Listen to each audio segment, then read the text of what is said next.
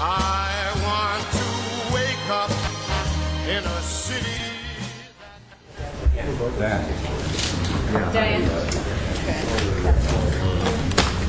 Call the roll. Chair. Present.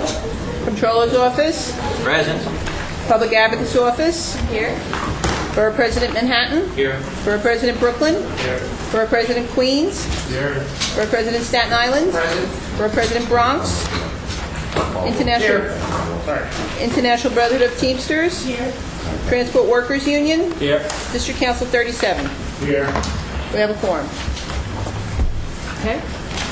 Start with Larry. Public session. Okay, since we have the quarterlies today as well as the April monthly, I'm going to go through the economic slides and the markets first, which you can find in your monthly performance review. If anyone needs it in color, I think Martin has it. We have a few extra copies here. We also have it on the big screen. On the big screen.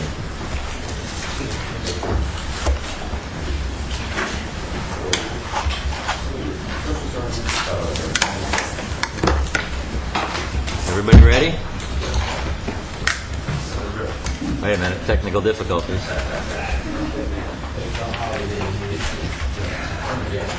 Get my good side. That's the power needs. Go ahead, Larry. Yeah? Okay. So rolling through these charts, if you look on page 2, you can see the growth of the economy, of the GDP, is slowing down. If we look back at the beginning of the year, people thought it was going to grow at 3.5-ish. Now people are talking about 2.5-ish. That's a big deal difference because around 3 is what knocks unemployment down. So if it's below 3, unemployment is going to go back up. Not good. And you can see on page 3, capacity utilization is starting to flatten out. You can see the manufacturing index. Page 4 is dropped like a rock. When it goes below 50, that's a contraction. Weekly unemployment claims on page 5 kind of moved up a little bit, but nothing very exciting. Unemployment rate on page 6 has ticked up. It's now back to 9.1%. Not good. Consumer sentiment on page 7 is up a little bit because the price of oil has come down a little bit, and on the other hand, food prices are still rising. A big problem is on page 8, which is architectural billings, as we know is a leading indicator of industrial construction. That's on its way down, is now below 50, which is, again, that's the contraction number. Page 9, existing home sales have flattened out. Worse is on page 10. New home starts remain at an anemic level because of the housing overhang as a result of foreclosures. Retail sales on page 11 are hanging in there around 4% growth. Not bad, actually. Auto sales have dropped. Part of that could be a tsunami, Japanese earthquake effect, a shortage of imported cars. Leading indicators on page 13 also going down. You kind of slowly get the idea that the economy is just slowing down a little bit. Time will tell as to where it's really going. Inflation, on the other hand, has ticked up a little bit. It's in the 3-ish range. The Fed likes it there, but they think it's a little temporary as well. Turning to the markets on page 16, the dollar is going down, which is sort of pretty odd since the euro is a mess, that the dollar doesn't go up. This is not a good sign. We'll talk about that in future sessions about what we do about that in our portfolio. On page 17, you can see the euro is actually remarkably stable for all that's going on. 3-month LIBOR is pretty flat. That means the banks are lending to each other in Europe. The VIX on page 19, a little bit of anxiety in the last 4 weeks as a result of Greece and the euro. Hopefully that gets voted on correctly tonight in Athens. On page 20, the white line is the yield curve as it exists today. The thing to be pointed out is that relative to, I guess it's an orange line, which is the beginning of the year. So you can see that rates have dropped, particularly the collapse in the short end as the Fed keeps rates low. Quote, for the foreseeable future. There's a Fed meeting today, an announcement tomorrow. But basically rates are, and as you all know, QE2 is ending at the end of this month, so a lot going on in the markets. On page 21, you can see the flight to the the 10-year Treasury as a result of what is going on in Europe. It's again below 3%, which is pretty ridiculous. But again, I presume that'll go up once the euro stabilizes. On page 22, spreads have just recently upticked because, again, a little flight for quality as people are worried about contagion that may come out of if Greece doesn't get what it needs to get, A, approved in its home country, and B, from the EU. Page 23, you can see earnings going up. That's the blue line for the S&P 500. You can see the PE ratio is kind of going down because the stock market is down, as I'll show you in a second. Basically, at 14.5 times earnings, it's not very expensive. That's a good thing. You can see on page 24, U.S. market, the Russell 3000, IFA, and emerging markets. I would draw your attention to the yellow ones, which are projected earnings, all of which, again, not very high. 25, same thing for large, mid, and small cap equities. Page 26 is the story in the equity markets. Basically, they've all retreated since, let's call it, mid-May. We're going to go through April numbers. We'll talk a little bit about what happened in May and what's going on now, but basically things are off about 4 or 5%. Subsequent to the numbers we're going to go through. M&A activity remains pretty robust. And then I'll leave you with this chart on page 28, which is NYCERS market values are nicely up again to $42.4 billion. Which, since we take out about $2 billion a year, is terrific. And if you go to the next page, 29, you can see that primarily we've been up the entire year, fiscal year that is, actually rolling 12 months. So that's all good through April. And with that, let me hand it over to Martin, who's going to walk through the first quarter results. So just put this aside temporarily. So we did talk a little bit about March results last quarter, so I'm going to hit the highlights. And you'll remember the March quarter... Martin, is there a different thing to look at? I'm sorry, yes, we do have the quarterly report. If you need a copy, we do have some extras here. Is it in the book? Is it in the book, Martin? It's not in the book, no. Not. It's a separate handout. I've got 2 left.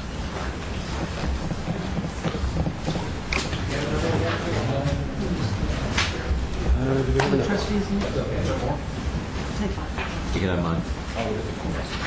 Sure. Yeah. I've seen it before. You want mine? No, we don't have this one. Oh, it's for me. You got one? I'll look up in here. I'll share with you. Huh? I do. That's fine. I'm okay without having one. It's a lifetime ago. You're right. It was a good lifetime. Yes. Over to you, Martin. So the first 2 quarters of the fiscal year, you'll recall, were very strong, buoyed by the QE2. The third quarter, the quarter ending March for the fiscal year, saw significantly increased volatility. The quarter, if you'll recall, started with unrest in the Middle East as well as the earthquake in Japan. So the quarter started out on a down note, but by the end of the quarter, the results were actually quite good. For the Russell 3000 U.S. equity, the results were up 6.4% and over 32% for the fiscal year to date. So very strong numbers. Non-U.S. equity numbers were also up, but not quite as much. IFA was up over 3% and emerging markets up over 2%. Investment grade fixed income, the Core Plus 5 program, was up about 0.5%. And this was a bit bifurcated. Treasury yields, as Larry showed in the chart, had spiked to about 3.5%. So Treasury agency sector went down as yields went up.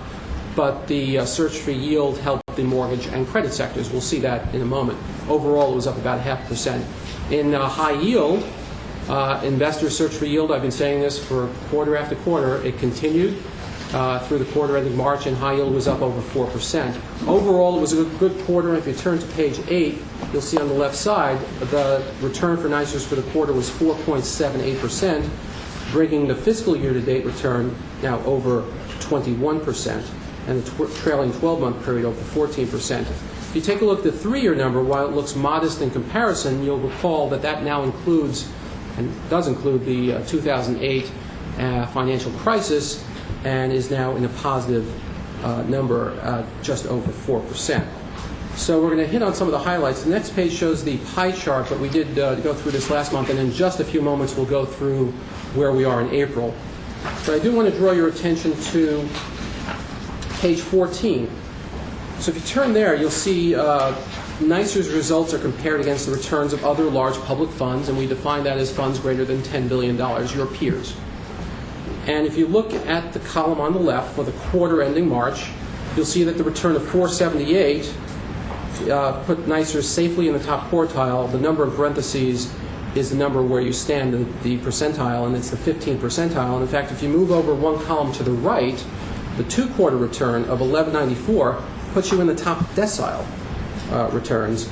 So the number in parentheses shows that too. So these excellent performance numbers has now pulled the 1, 3, and 4-year returns into the top quartile. If you slide across, you'll see those returns are now much higher, and that's all good news. And that's overall for NYCERS. For some comments on the equity portfolio, Seema here will take you through equities. Thanks, Martin. So if you would turn to page 19, it's just a depiction of your total domestic equity allocation across small cap, mid cap, large cap. And I'll just point you to a couple columns here. The under overweights, you might remember, you can see here in the top row, small cap active. We're underweight there. We are looking to launch a small cap RFP, as you might remember, so that we can go out and try to find some new additional good small cap managers. So you'll see that number.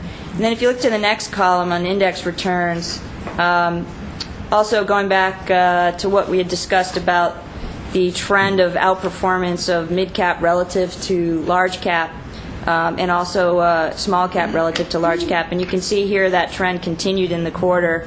If you scroll down a few rows, the mid cap S&P 400 index is up 9.36%, which is much higher than the Russell 3000 index fund, as you can see down below at 6.38%, and then small cap being up close to 8%.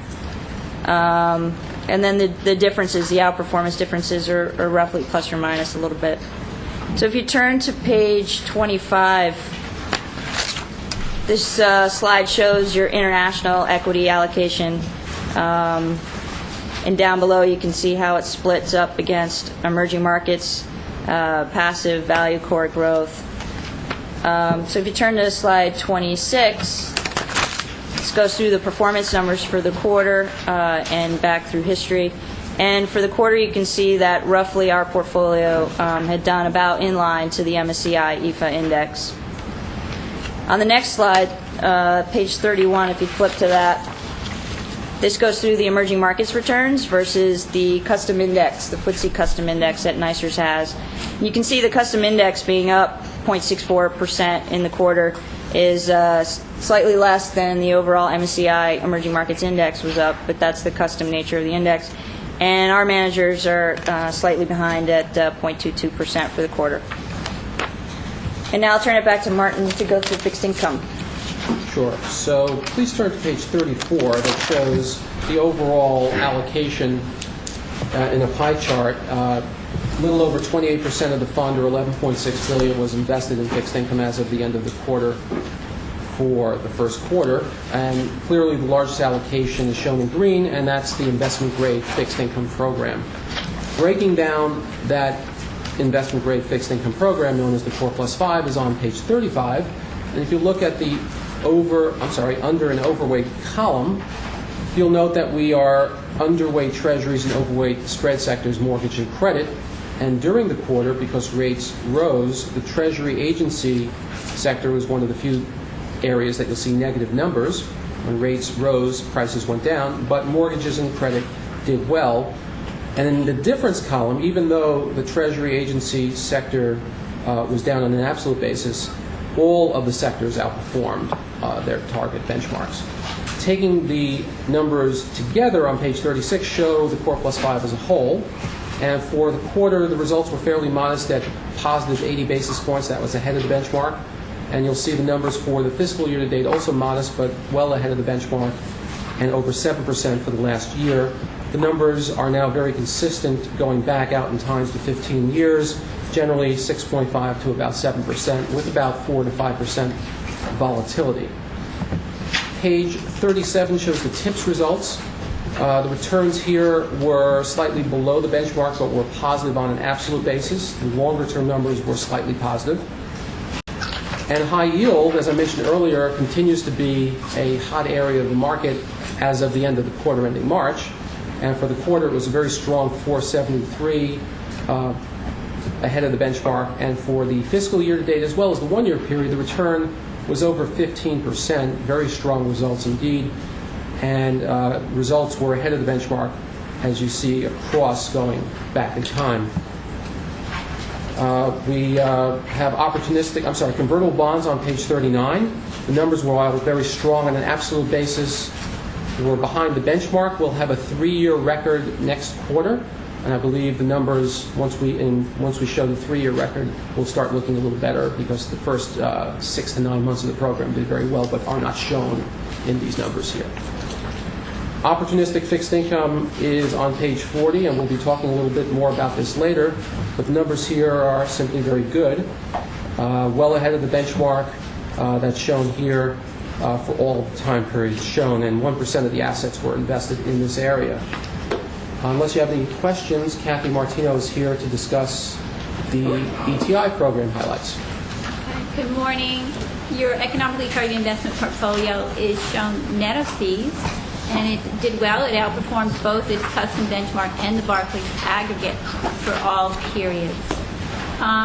The collateral benefit report is in your agenda package on pages 56 to 60.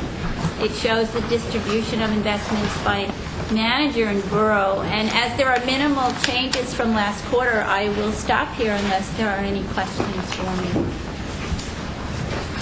Okay, continuing on to a summary of the highlights of the real estate portfolio performance for the fourth quarter, I'd like to direct you to your large board book starting at page 65. If you need extra copies, we have over here. Yeah. It's double-sided, too. Okay, then. So, in terms of the portfolio and the fourth quarter, very strong finish at 9.8% for the NYCERS portfolio, and that is after fees, and that is double the return posted by the Odyssey benchmark for real estate at 4.7%. The market value of the portfolio as of fourth quarter was $1.1 billion. We had about $600 million of commitments that we had yet to fund, and altogether that was $1.7 billion. The fourth quarter capped a very full year of recovery for real estate, still moving slowly, gradually, even a bit unevenly, but certainly you recall that the quarterly performance results that occurred earlier in the year were modest, and now we're kind of moving up to 9.8%. Fourth quarter is a very important quarter for real estate as an alternative asset class. It's the one time where there is definitely a third-party look at the value of our assets, whether it's our core managers who order out third-party appraisals, or whether it's our non-core managers who perform internal valuations, which are checked by third-party auditors. It's definitely the closest look that we have to to value. Also, in terms of activity, fourth quarter is typically the time that if our managers has anything that's in the pipeline that has the ability to close, they'll either try to close it, sell it, buy it. They definitely want some major event to occur in the fourth quarter to bring forth a good result for investors. In terms of performance for the short term, we talked about the 9.8% performance for NYCERS, capped a full year of 22.9% for the year, which is 7.6% above the Odyssey benchmark. However, if we kind of look at the time period for the economic downturn, particularly 2008 through 2010, you'll see that our portfolio had underperformed. the benchmark. And as you also note, our portfolio is comprised of both core and non-core investments, and those non-core investments carry more debt than our index typically does, so it kind of amplified the result. But the milestone period in terms of what our policy benchmark is the 5-year period. And for the 5-year period, our portfolio is slightly under the benchmark by about 40 basis points. But over the length of the program, we're doing well. So in terms of the portfolio and how it sits today, based on the 6% allocation to real estate, if you turn to page 67, you'll just see some basic metrics about how the portfolio is put together. So at a 6% allocation at the end of 2010 would result in a $2.4 billion real estate program. And in terms of the policy set forth and approved by the trustees, we are putting together a portfolio that's comprised of non-core and core real estate investments. We've capped the non-core investments at 60%, and similarly the core investments at 60%. So we have a bandwidth to kind of move with the market and kind of overweight to either core or non-core as we feel appropriate. And at this present date, our portfolio is 46% core and 54% non-core. The non-core would also include the emerging manager program, so I just want to kind of bring that to your attention.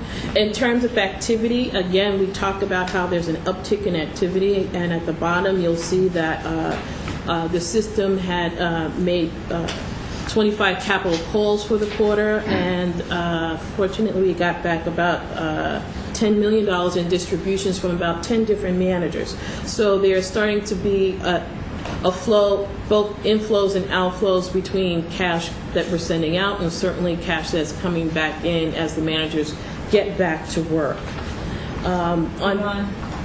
Withdrawals includes cash return for the investment. Could you elaborate on that? Return of capital? Yeah, it's a return of capital. So, we commit, $50 million. When you get that $50 million back, that's the return of your capital.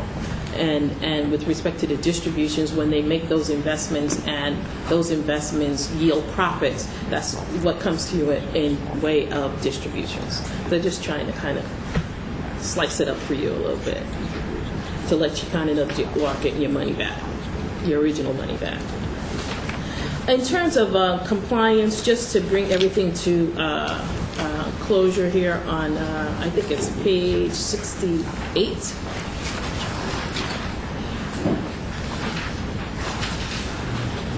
Okay, so this is kind of our short report card for ourselves in terms of the metrics that are important to us in terms of compliance and risk as indicated in our IPS. The benchmark, as we indicated, is kind of uneven at certain time periods, but we believe that the portfolio will continue to perform and we'll get through those rough patches. But right now it's a little bit uneven as many institutional investors are experiencing the same kind of stress in their real estate portfolios. In terms of the portfolio composition, we are within style bounds. So we talked about core and non-core. We talked about how there's a floor of 40 on each, and as of fourth quarter, the portfolio was 46% core and 54% non-core. So we are compliant within those bounds. We are 2.9%, 50% invested at this particular time, and that's a good thing. In terms of the debt that we are carrying on a portfolio-wide basis in the real estate portfolio, that's also within its bounds at 54%, and the IPS cap is 65%. In terms of our exposure to managers, we don't have any overweight to any of our managers right now, and in fact our top 5 managers for the year have contributed well to the return that we accomplished for the year of 2010. So thank you very much. If you have any questions. I'm going to turn it over to Barry.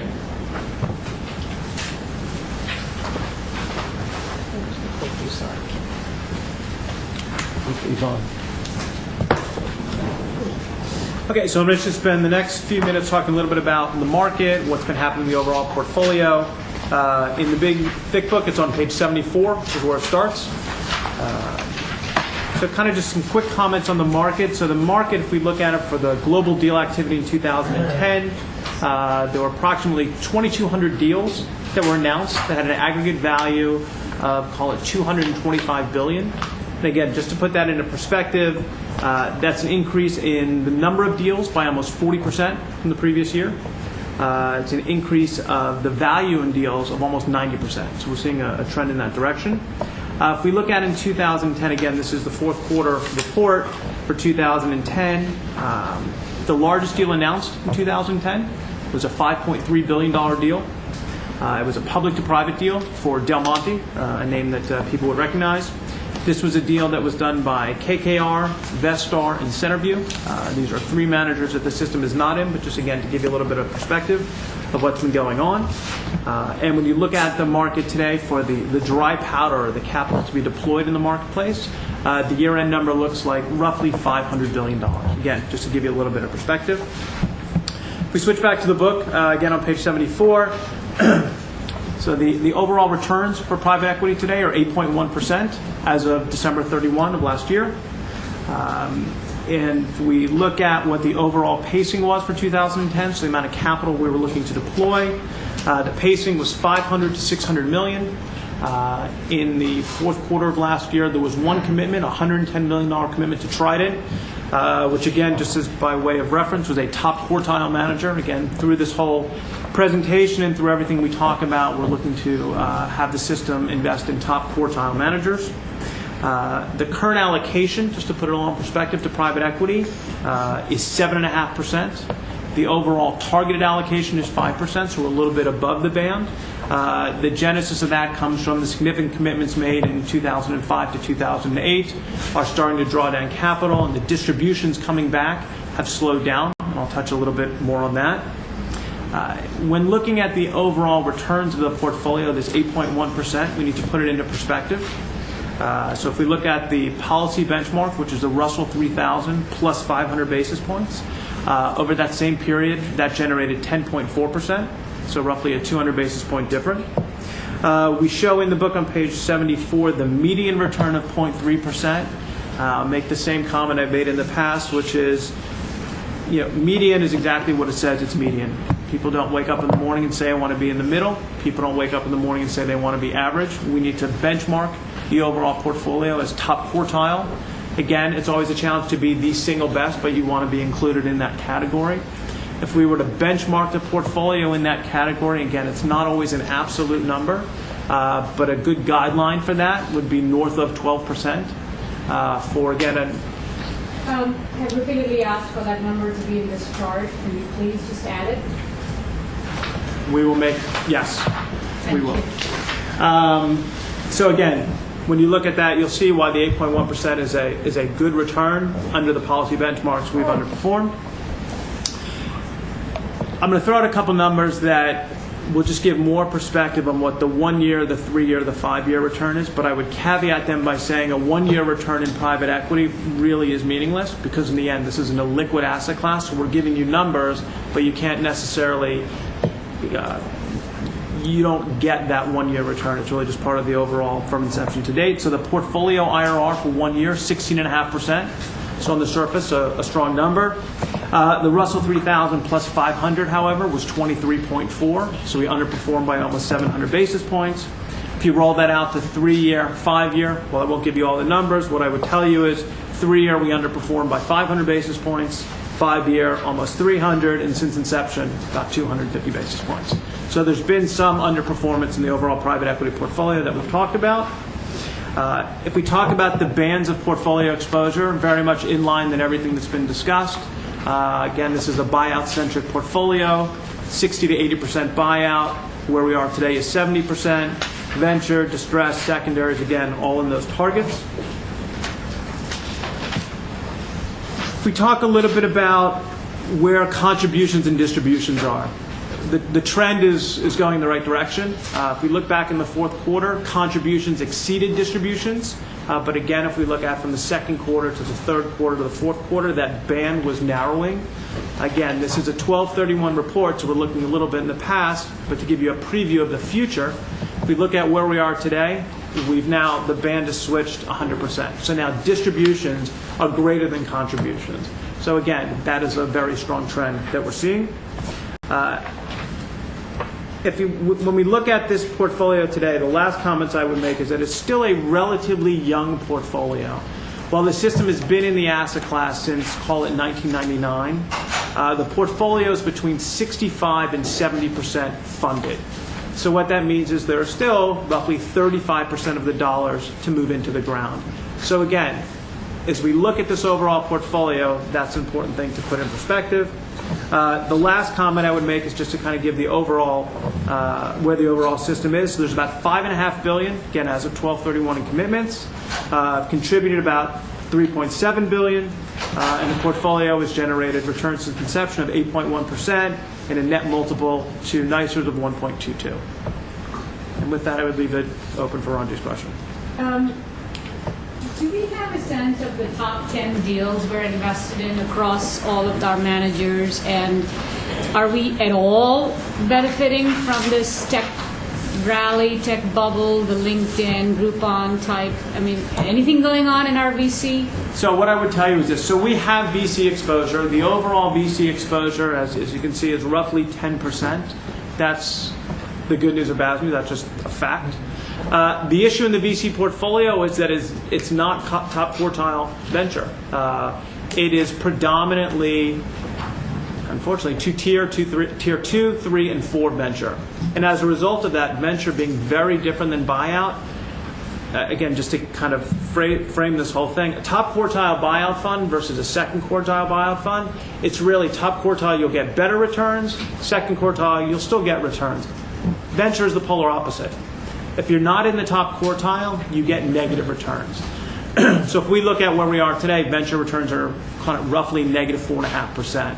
So while we may have very, very, very small pieces of your Groupons and things like that, we have it through some of the through the emerging manager fund-to-fund program. So we have little pieces, but they are so small. And if you look at the overall returns of those fund-to-fund vehicles, they're negative. So I think it's a little bit of a long answer to your question. So I think the story is we are participating in some sense, but we just don't have exposure to those top quartile managers. And how about getting a list of the top 10 companies we own through our we monitor the top fund positions. We monitor many of the top companies. I think what you'll hear later in the day is one of the managers that we're going to discuss later is one of the single best performing managers in the overall portfolio. So we do monitor that. We have that list, don't we? We don't have it for this particular. It's not in here for this particular session. But we have that list. But we have it. We can provide every month the top investments throughout the city and each fund. Yeah, we have it by fund. We have it through the funds. We have fund, company. We can do it by geography, by vintage. We have it all. Okay, thank you. So that's the quarter. If I can get you all back into this book, the April results.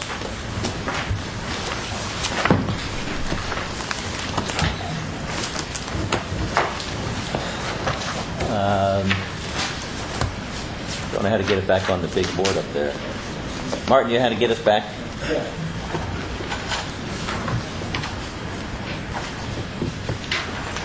Too far. All right. I'll leave it up to you.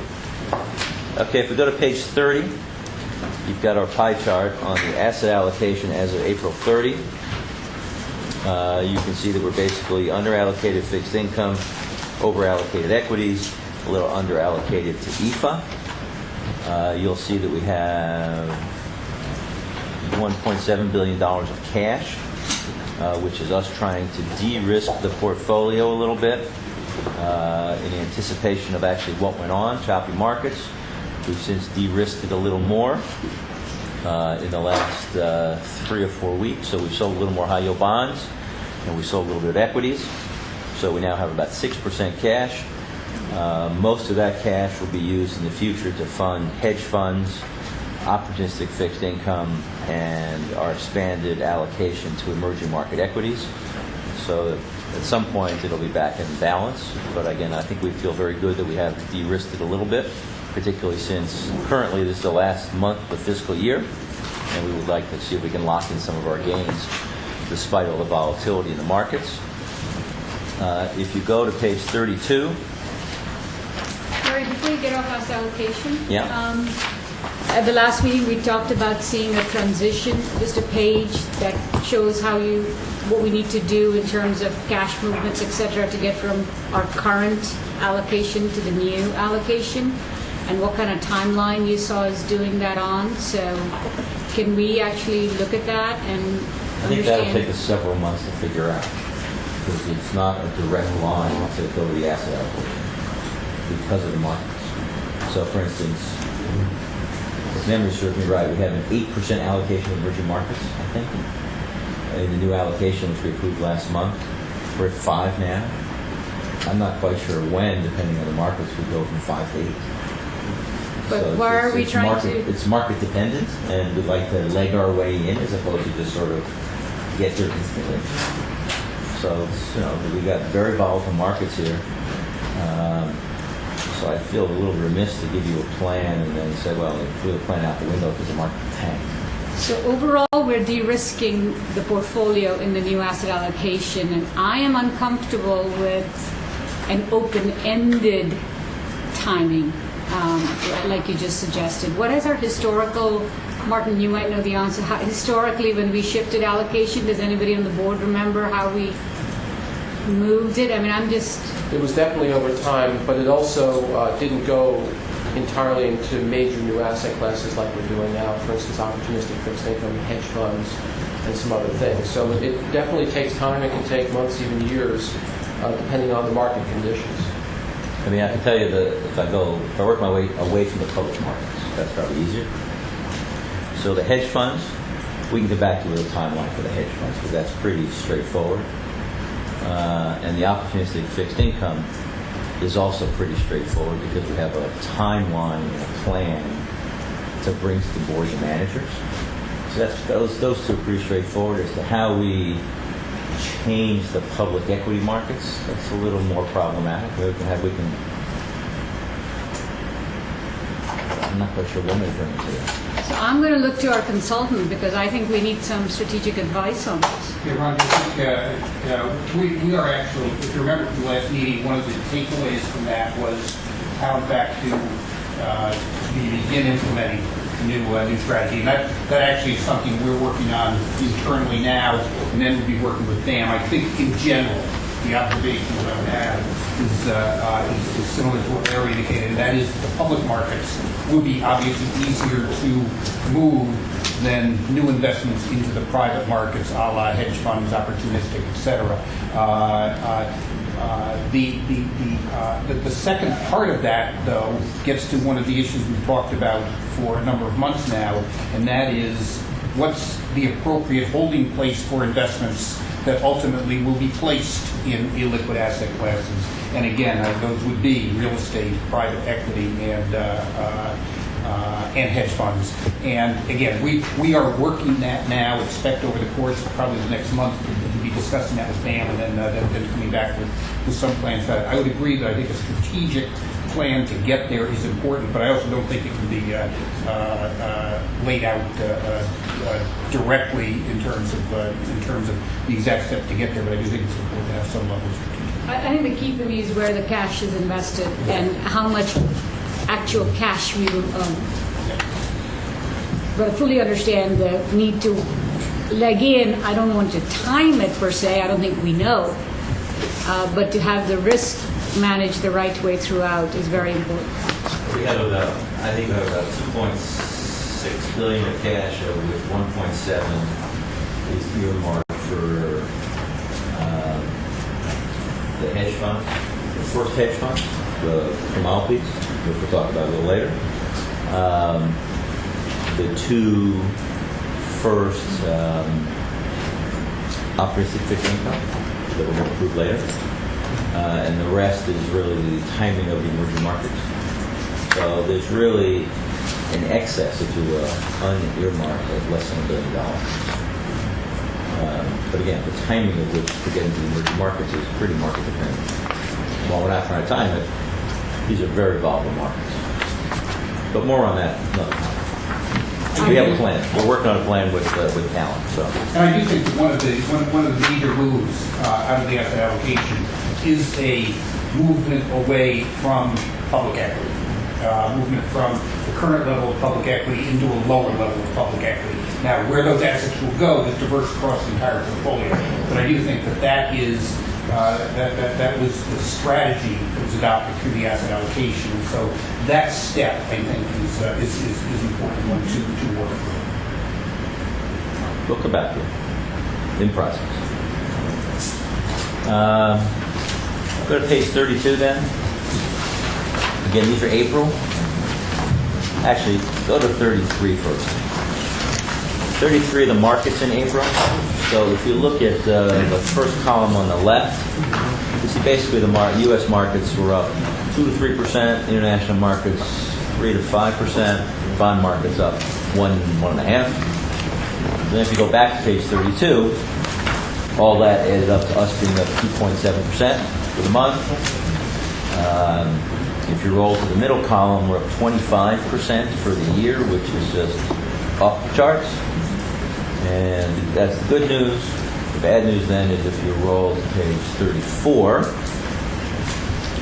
you can see that May markets, equity markets, are down in the U.S. 1%, internationally 2.5% to 3%, and in June I'd tell you they're probably down another 3%, and we'll know how the rest of June does close the business today, depending on what happens in Athens. But again, the reason we tried to de-risk the portfolio a little bit was try to hang on to some of the 25%, particularly since it's a very, very dynamic month. And again, if you go back to page 32 for a second, in April, we made money in every asset class. All the markets were going our way. Again, gave some back. In May, gave a little bit more back for the first half of June, and stay tuned for the rest of June. With that, there's not much to comment on the individual manners. You can all see the over-under for the month. Everybody's pretty much over-under within reason. And we'll talk about the watch list a little later. So if there's any questions on April, if there's not any questions on April, we'll get the next agenda item. April, a good month, give a little back to May. Okay? Some minor question. There, if you go to page 38 and you look at the total large cap value, those two numbers don't quite put up, but I'm just assuming that's some little wrinkle in the... Which numbers don't float? Well, the total large cap value says it's 119, and the only manager we have for it is 118.5. You're right.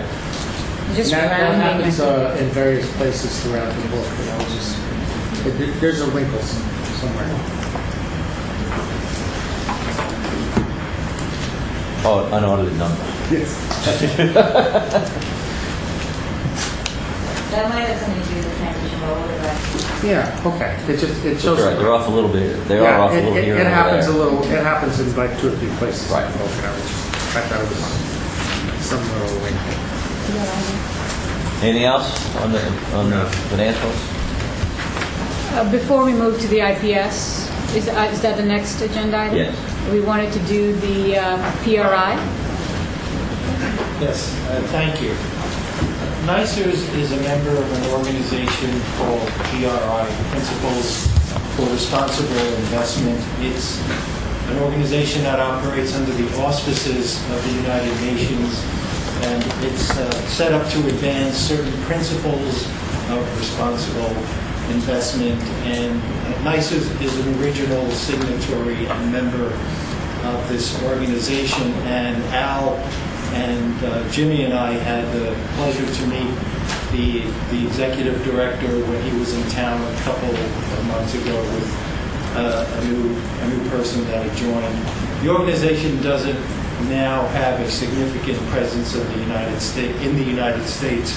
It's more international, but they want to move to have more of a presence in the United States with fund managers and pension systems and so forth. But we are a member of the organization, and there are annual fees or dues, and we've been sent an invoice in the amount of £6,500, which I don't know how much that is in dollars, Larry. About 10,000. About 10,000 At the moment.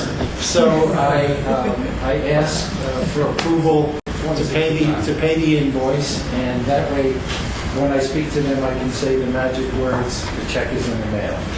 So do we need a motion for that? So you're Yeah, proposing a motion motion? is to pay the PRI invoice in the amount of £6,500 and the equivalent amount in dollars. Do you have a second? Second. All in favor? All opposed? Motion carried. Madam Chair, if I could allow to piggyback on that. One of the things that we've heard from the PRI executives is that there are people signing on to the principles, but what they're finding, particularly in the U.S., is that the principles haven't been organically integrated into the investment staff day-to-day operations, and they're looking for guidance, and they'd like to speak with both Larry and his staff and with the board to just talk about that phenomenon. And with the board's permission, I think it would be fun. I think it would be good for us to give them an invitation to come to the board to speak about those issues. I see no problem with that. Anybody else? And I think, Larry, it might make sense for you and your senior staff to meet with them as well. Al, do you think these are groups that can help us with some of the emerging markets issues? Yes, I mean it's all connected. Okay. Right. Good. And I'd also say they're looking for someone to attend their conference this summer from the board. I don't know if anybody want to go there, but it's in Paris. And Paris, Texas. So In that's August. I mean, as far as I know, there's no one scheduled from the board to go to Paris to attend the annual conference. And I mean, I couldn't do it, but there are other people here I think would be more than happy to do it. Karen, is there some special? No, as you know, under the board rules, each trustee has 2 trips a year, and we have had a trustee go to the PRI conference in the past. I'm not sure if this is the right budgetary moment for a trip like that. I just thought, but there's a short time fuse on it, I think. Yeah. I would suggest we have them come in and work with them a little bit more, perhaps. Okay. But I think it would be very helpful to engage. Well, if I may, if someone has gone annually, I would think we want to continue to practice that. Was that suggested? Someone has gone once in the past? I think it was Mike Mazzarato on a regular basis went to their conventions. He was on the executive board of PRI. Aren't they somehow affiliated with the UN? Yes. Yes. It's a project of the UN. We currently do not have anyone. NYCERS doesn't have anyone on the executive board for PRI, and they plainly would be interested in someone from one of the systems being, more actively involved with the organization. Well, I would leave it to individual trustees to contact Dan and Karen about something like that, but I think our engagement is certainly something that you have consensus on, it sounds like. Okay. Martin, you want to do opportunistic fixed income, IPS? Yes. So the next item is on page 84 of your agenda packet, with the investment policy statement for the opportunistic fixed income program. I'd like to draw your attention to a few highlights in the document. The first highlight would be aside from describing the program in general, but on the bottom of page 84, page 1 of the document, it describes the relatively new change in the program where we're including new separate account flexible mandates that we've been discussing with the board for several months. So that's a relatively new item that we included in here. The next item I want to point out to you is on the top of the very next page on page 85 in your book, and that reflects the asset allocation that was adopted last month. So the present allocation is about 1% of the system assets, but the new asset allocation will go up to 5% of the total fund. Another item I want to bring to your attention is on page 87 of page 4 of the document. It's on the top of the page. It's the benchmark for the program. This was a challenge to get our arms around because of the unique nature of many of the investments. And so the primary benchmark for the program that we're proposing is to earn a 10% net result over a market cycle. We have also, in order to take a better look at some of the risk characteristics as well, we have a secondary benchmark that we're proposing, which is the JP Morgan Global High Yield Index plus a premium of 3%. We selected that because it's a benchmark that includes high yield securities on a global basis. It's a benchmark that, through its construction rules, includes defaulted securities when they fall out in most other benchmarks. The premium is there to recognize that we will be investing in other things not included in this, such as private market transactions, and you should be earning a premium over that. Another item I want to point out to the board is on the role of consultants. We expect that going forward, and certainly until now, that we have that we've been going through until now without the IPS, because we do have investments in the program right now, is that Callan will be overseeing the ongoing monitoring, the manager developments, and effectively overseeing the portfolio as a whole. So those are my brief comments, unless there are any questions or comments that anyone wishes to raise. And we are looking for the board to adopt this IPS. Yeah, Martin had a couple of questions. One is, maybe I missed it here, but I don't see a basket clause mentioned anywhere in the IPS. Did I miss it? And that's based on the assumption that some of these investments might end up in the basket, right? They definitely do, yes. Right. Do we mention those in a basket clause? I don't remember anything in the hedge fund IPS either. Yeah, how would you mention it? Or what would Well, you I mean, expect to see? just that it's another consideration. I mean, to the extent that these investments would fall into the basket clause, that we would, keep track of them? Yeah, keep track of them. I mean, something that simple. I think we do that as a way of life, but Yeah. the one, yeah, IPS, we have a sentence. Pay That's all. I mean, it just seemed like it needed to be mentioned. Fair enough. We'll put that under the role of the controller staff to pay attention to the basket clause. Okay. And the other question I had was on page 2, Martin, and that was the roles of the controller staff. And that was, I guess, the statement monitoring and reporting on performance and risk metrics as provided by the managers with respect to their overall purpose and objectives of the program. And I was just wondering what we meant by that, and were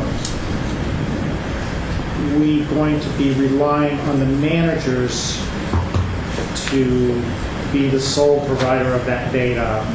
It just didn't seem quite right to me. So I'll take the first part.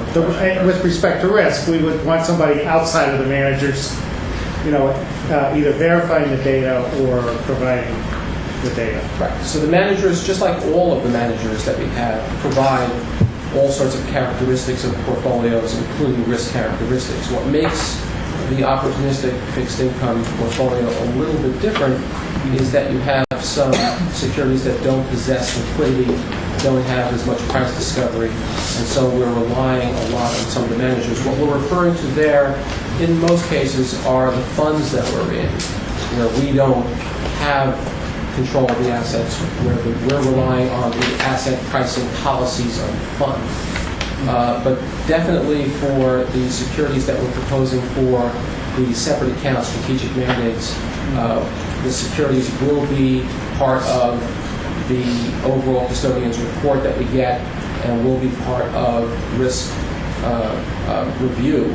Now, having said that, typically some of the risk characteristics that we look at for most managers would be the standard risk characteristics such as standard deviation, in other words, the volatility of the portfolio, Sharpe ratios, information ratios.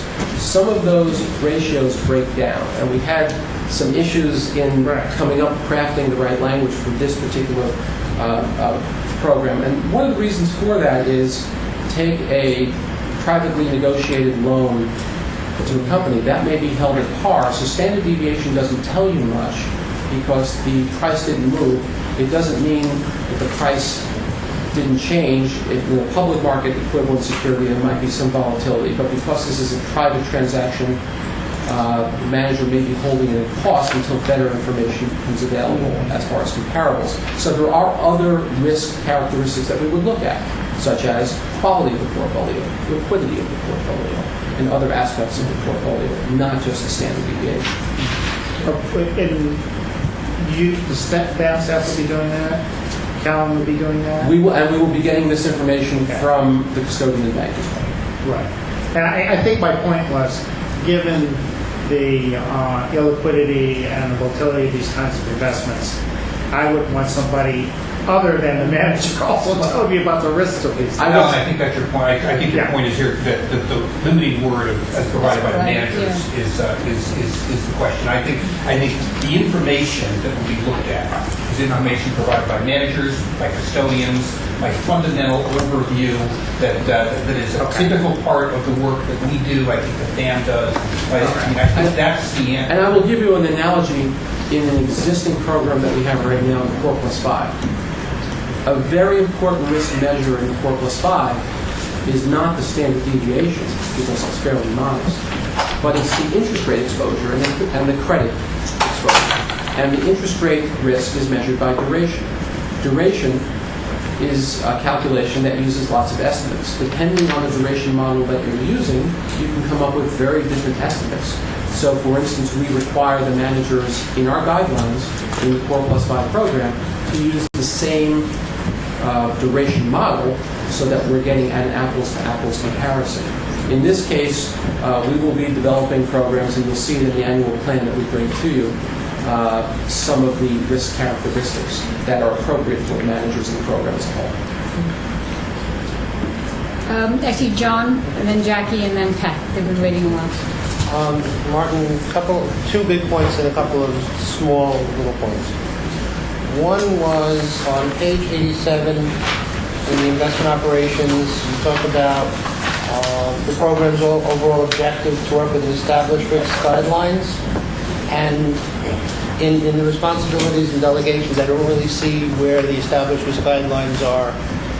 It's at the bottom of the role of the controller's staff. It's the last point on page 85, John. Okay, because I'm looking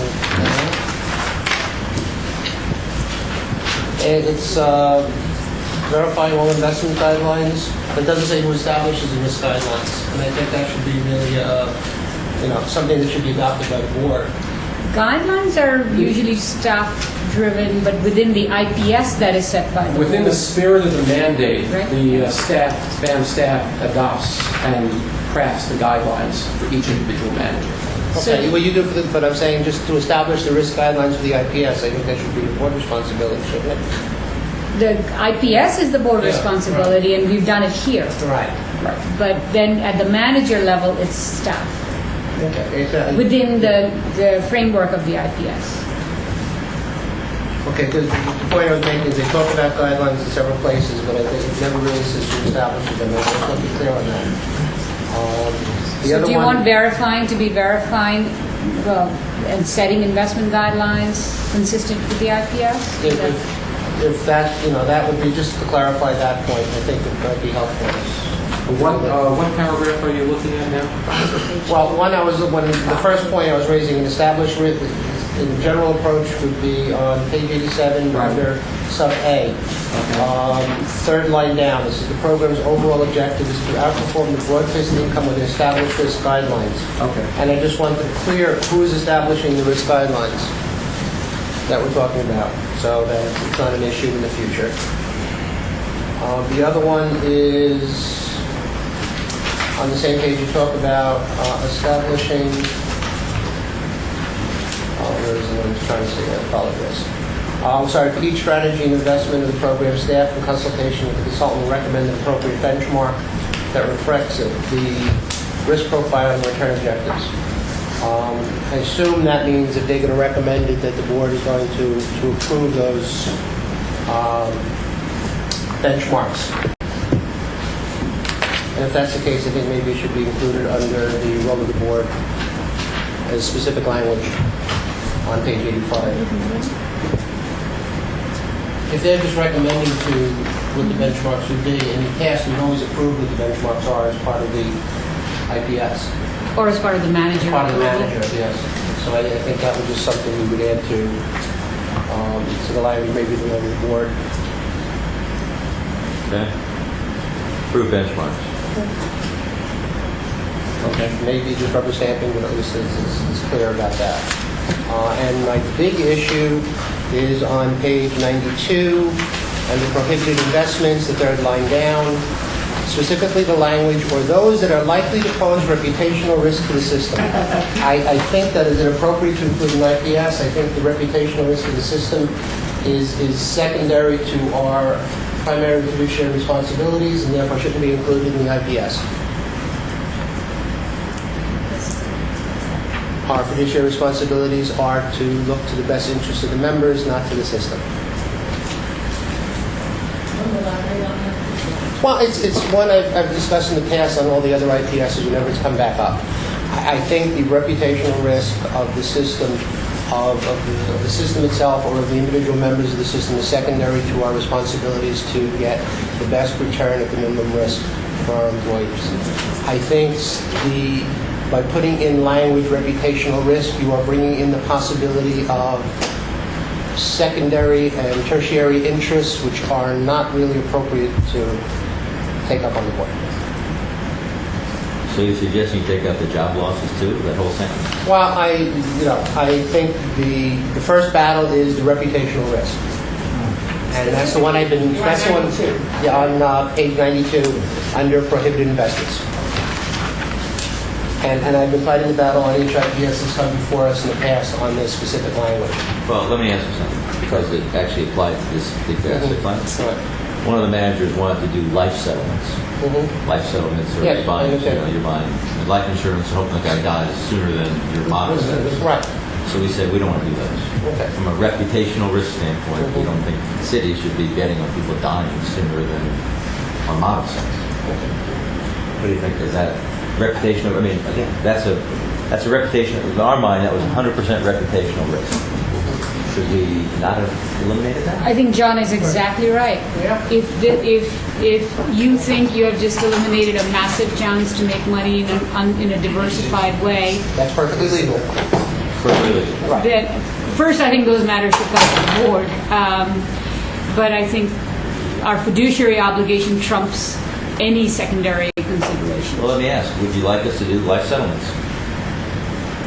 I don't think I understand it enough to respond to that. But I think you could, maybe what we should do is understand what fiduciary obligation means more thoroughly, rather than specific instruments, which may or may not construe reputational risk.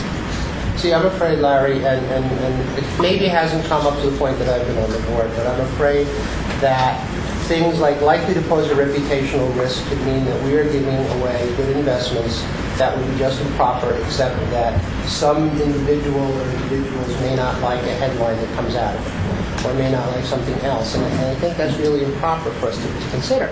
And that's always been my concern with this language. I think it's been used in the past as a shield, but it's not something that I think really should be considered on a board level to do that. And I think the shield, to use as a shield is one thing, to use it as a sword, and this language gives you the possibility of using it as a sword as well, is another. And I think that's the concern I have. And I've always liked this language to specifically be omitted on our IPSs whenever they come back in front of the board. This is an old battle. That's why some of the people laugh when they brought it up again, because they've done that in the past. So, John, do you have objections to them being in the contract? I'm sorry? The investment contract? Yeah, I think I do. I think I think there's one thing about, we can talk about risk to the investment. We can talk about risk to the long-term benefit of the employees. We can talk about risk to, to the return that we can get, or additional risk that can result from something we do. And we can look at it as a long-term basis. But I think the problem I've always had with this is reputational risk to the system is really not something that we should be looking at when we make our investment decisions. So it would be okay to invest in a company that's a union buster? Well, except for the language beforehand about the likely to cause job losses in the public sector. So it would be okay to invest in a company that's a predatory housing investment? If there's a long-term view that the risk and the reward would be great. Now, you can make the argument that a predatory housing investor only has a short-term gain and a long-term loss, which I'll be happy to listen to. But I think you're saying you would rather, and I shouldn't say you individually, but the hypothetical, would rather give up a good return for our members because of a social issue that you particularly stand on. No, but when have we ever done that? That's my question. We've never made investments based on some illusionary harm or to our reputation. We've always tried to avoid investments that would end up in union busting, predatory housing policies, unfair labor practices, child labor, and a bunch of other things that are not worth us investing our money in, no matter how much return we get back. Well, We've made a decision not to invest in certain kinds of investments, no matter how much money we make. Well, I see. Qualified. Let me just say, from my perspective, I think the board of NYCERS has followed its fiduciary duty and appreciated it very strongly. My understanding of reputational risk is that it's seen as something that has a relation to performance of our portfolio.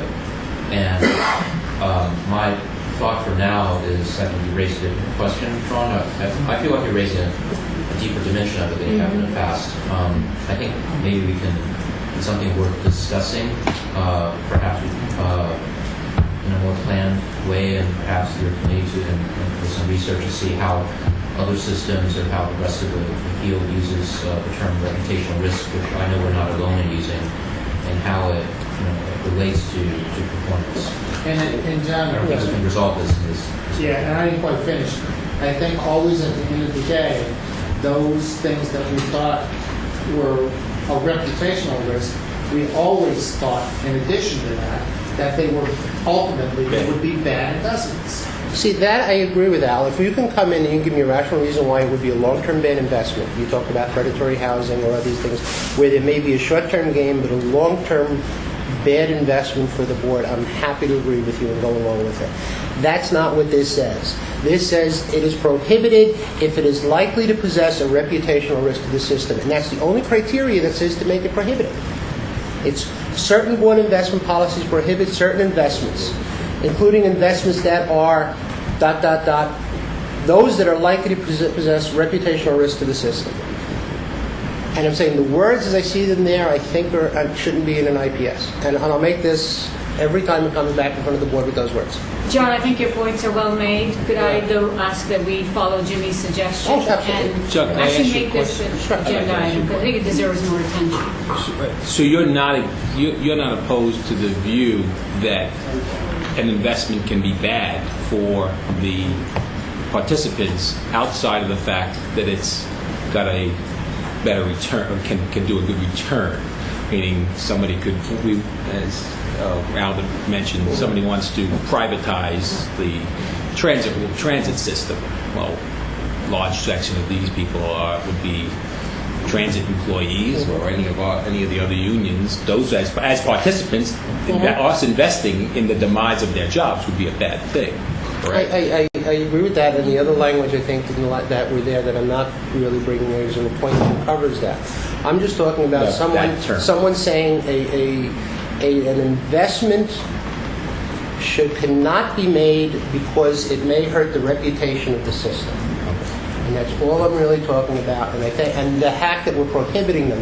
But I think we have a long agenda today, and I'm happy to just have this set up. I'm going to give Corporation Counsel the last word. She had her hand up. I'd like to say something as well.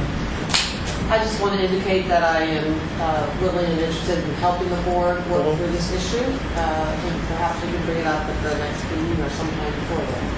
And I think also, in fact, at this point, I think Valerie has been very helpful in the past on this as well from BAM staff, because we've discussed it in exhaustive detail at previous meetings. Yeah. I went to an investment conference that Arthur Levitt spoke at, and he was of the opinion that it really didn't matter as long as you made money on the investment as a fiduciary, as a trustee of the system, as long as you made money. But then I thought about IG Farben and Krups during the 30s in Germany, and they made crematorium. So I do think there is an issue here. I would not want to make money that way. So I think we should discuss this at length, perhaps in the future, in the near future, because there are real issues here.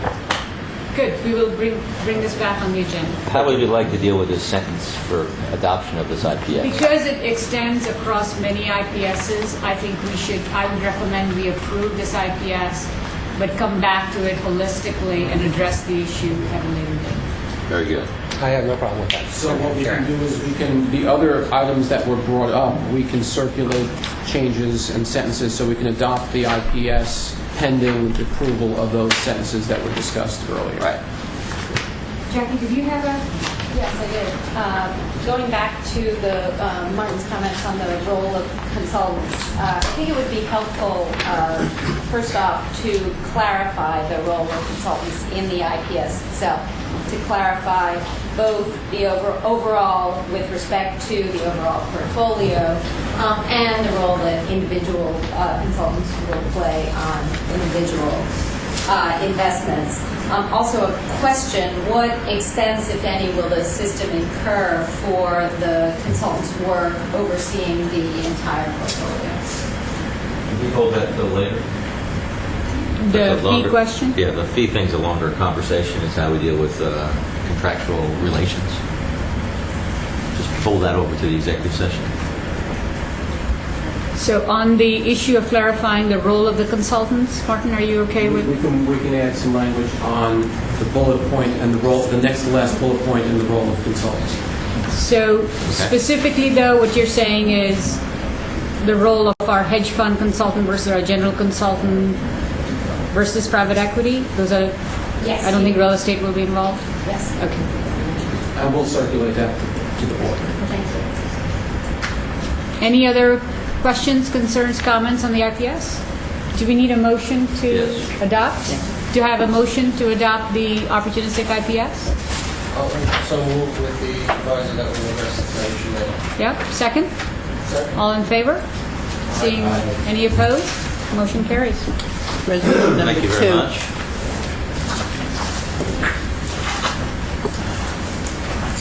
And Martin will send around a red line version with those comments appropriately reflected. That gets you to the disclosure initiative resolution, which I'll give my seat to Thad. And I will give my seat to Carolyn Wolford. It's warm, Thad.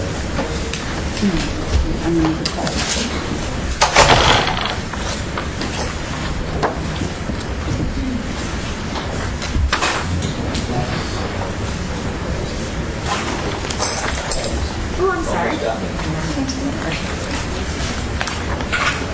Did you find it, Karen? Yes, they're coming.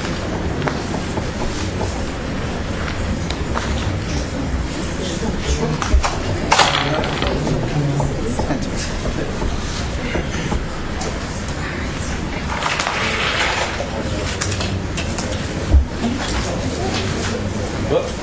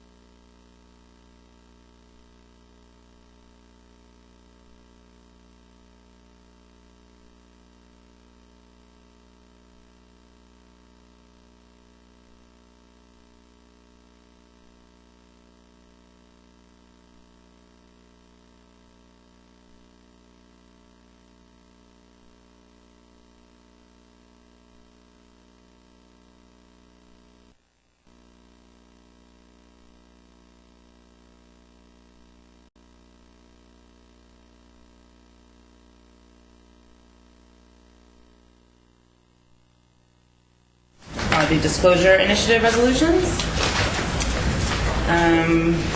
In discussing this with other board members, I think we do need to have a discussion on the issues presented by these various resolutions, and I'm happy to start that myself, or if anybody else would like to comment. Heard on the resolutions that are on the agenda, Madam Chair? Sure. So I'd like to draw your attention, if I may, to page 98 of your booklet. We had a brief discussion at the last meeting on this resolution. And as you know, working closely with Controller Liu, the board has demonstrated strong leadership in promoting transparency and disclosure. For example, the board took historic action of webcasting live its proceedings. Materials from board meetings will also soon be available in an online library. I'd like to also mention that we're working closely with Diane D'Alessandro on her staff on FAQs, or frequently asked questions, that visitors to the Controller's website will be able to ascertain more information about not only NYCERS systems but the other systems. I think it's important to recognize the close collaboration between our office and Diane, and working to have material and questions there that meet the goals of both our office and NYCERS. Additionally, the resolutions before you today builds upon the strong commitment that this board has demonstrated toward transparency and the leadership, and it furthers the goals of providing even greater transparency and accountability to the system's members, retirees, and beneficiaries, and to the general public at large. Specifically, the resolution on page 98 has 3 points. Point number 1 reaffirms that pension payroll information will be made available to the public, but takes great care to protect information that would constitute unwarranted invasion of privacy or could endanger the life and safety of a member. Point number 2 authorizes the controller to develop a real-time portfolio project. The program will allow members and the public to view daily updates of data on fund asset values and holdings. Point number 3 integrates the expenses from the fund into a database of government spending known as Checkbook NYC. Checkbook NYC posts city agency holdings and spending online daily. So those are the 3 main points, and I'd be happy to have any discussion. And to reiterate, I think that, and want to thank the board for all their cooperation. We've taken great strides in developing and promoting transparency, and I think this takes the board and NYCERS leadership to the next level. Thanks, Thad. And I have a couple of comments, and then we can certainly... I just have a question. Maybe. Sure. Ms. McKee, go ahead. Ms. McKee, I see on the first page you gave us 3 items listed in a motion. And then on the following pages I see motions with each item individually addressed. I may ask, what are we looking to put forward to at this point? Is this going to be the one motion for all 3, or 3 separate motions, each for individual item? What I'd like to do is offer the resolution on page 98 as sort of an omnibus resolution, and that depending on the occurrences of the board, we then take each of the 3 individually. The following resolutions after page 98 break down into the component parts. Just so I'm clear for myself when I know where we're going forward with the discussion. Okay. So if I can just make a few comments, and then certainly anyone else, please feel free to ask questions or make additional comments. Most importantly, the mayor's office is substantively on the same page with the controller's office on these issues. I think we all agree transparency is important, and I think it's great that the board and NYCERS and the controller's office and the mayor's office are working together on these. However, we do have a couple of questions about the resolutions, both with regard to language and substance. So I'll raise my questions first, or comments, and then happy to have a full discussion with the board. I guess first, as a matter of process, this is what Mr. Zaccone brought up. I do think there are different questions and comments about each of the 3 proposals, so I think it might be easier to just go to the 3 separate proposals rather than having a discussion on the first one. Let's take each piece by piece, if that's all right with everyone. All 3 of the resolutions have the same whereas clauses, and from the mayor's office's perspective, some of the comments with regard to the controller's office's achievements are not necessarily necessary or relevant to the matters at hand. I mean, we appreciate the work that the Controller's Office has done, but I think it gets a little confusing if we're trying to just make clear decisions about what the board is doing going forward. I don't think the whereas clauses are necessary. With regard to the... On that point, I think that the board and the controller have worked collaboratively together, and I think the whereas clauses, from my perspective, do accurately reflect what's been working collaboratively. Carolyn, excuse me, you want to strike all the whereas? Everyone in those resolutions? I mean, I don't need to complicate matters. If the rest of the board is comfortable with them and we're prepared to vote on them, I don't need to know that they need to be taken out, but I did want to comment that I think 4 whereas clauses, 2 of which seem to talk a lot about the Controller's Office's initiatives, are not really necessary to this board making decisions on how it wants to conduct its business. The first point, which I understand the intent of the pension payroll proposal to be that the names of retirees will be disclosed along with the benefit amounts. In my opinion, the language in the controller's resolution is not clear, and perhaps this is because I wrote it, but the language in the resolution I proposed to me makes it clearer that we're asking for names to be disclosed. I've been speaking with people from your office that I don't have any interest in my resolution passing over yours, but I do want it to be clear that the question being proposed to the board is that the names of retirees will be provided in response to FOIL requests.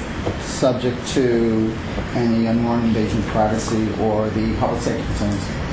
I think that's where it gets confusing to me because, prior discussions that we've had here, I think various board members have felt differently on this issue. Some board members have felt, it's as a legal matter, these names shouldn't be disclosed. Some have felt because of privacy, these names shouldn't be disclosed. So to me, and I understand we may not agree on this, but to me, voting yes on this language, it's not clear to me that names will be provided. The intent is to provide names subject to exclusion of any of those where there may be life and safety issues for members. I think that the goal of our office is to work closely with the executive director and her staff in helping to identify any of those issues. But to be clear, the goal is disclosure. And then I guess since we're on the topic, in my resolution I had spoken with Karen Mazza, and my language is not perfect either. In fact, Karen suggested rather than having NYCERS staff report to the board, it might be better to have NYCERS staff provide the board with a list of all the job titles and then work with the board to decide which ones might have safety or privacy concerns. So I guess I could amend my own motion. We could add that to yours, but that's just an issue I think needs to be addressed. Okay, I'm sorry. And then just on that resolution, just dealing with the individual item, and I would just like to add, when we get to the final language, the board will make available all pension payroll information subject to legal prohibitions against disclosure and subject to reasonable practices in accordance with the New York Public Officers Law to protect information that would constitute an unwarranted invasion. So I would just like to add the language after the word to reasonable practices, comma, in accordance with the New York Public Officers Law, comma, to protect. I think that way we're clear on this issue on FOIL. The New York Public Officers Law. What's the FOIL law, basically? I think I saw Hugh's hand first. Sorry. Well, John implicitly answered it. It wasn't clear from the language in the resolution, it wasn't clear to me at least, that this was, the board would make available this information under FOIL. I mean, a broad reading of this part of the resolution would indicate that the names of members and other information could be sort of proactively posted. With this resolution is in the context of FOIL requests. I just wanted to clarify that. It might be helpful if it could clarify that it is in the context, because I don't think there's anything that does. Yeah. Could we discuss the status of the court case and have an update on the court case that involves this issue? Sure. Inga, do you have an update on that? The update is that there is no update. We're still awaiting a decision from the College Division. Do we have any idea when that decision was? We thought it would have been out by now. So it could be any day. Yes. Well, given that this is still in court, why are we moving on it now?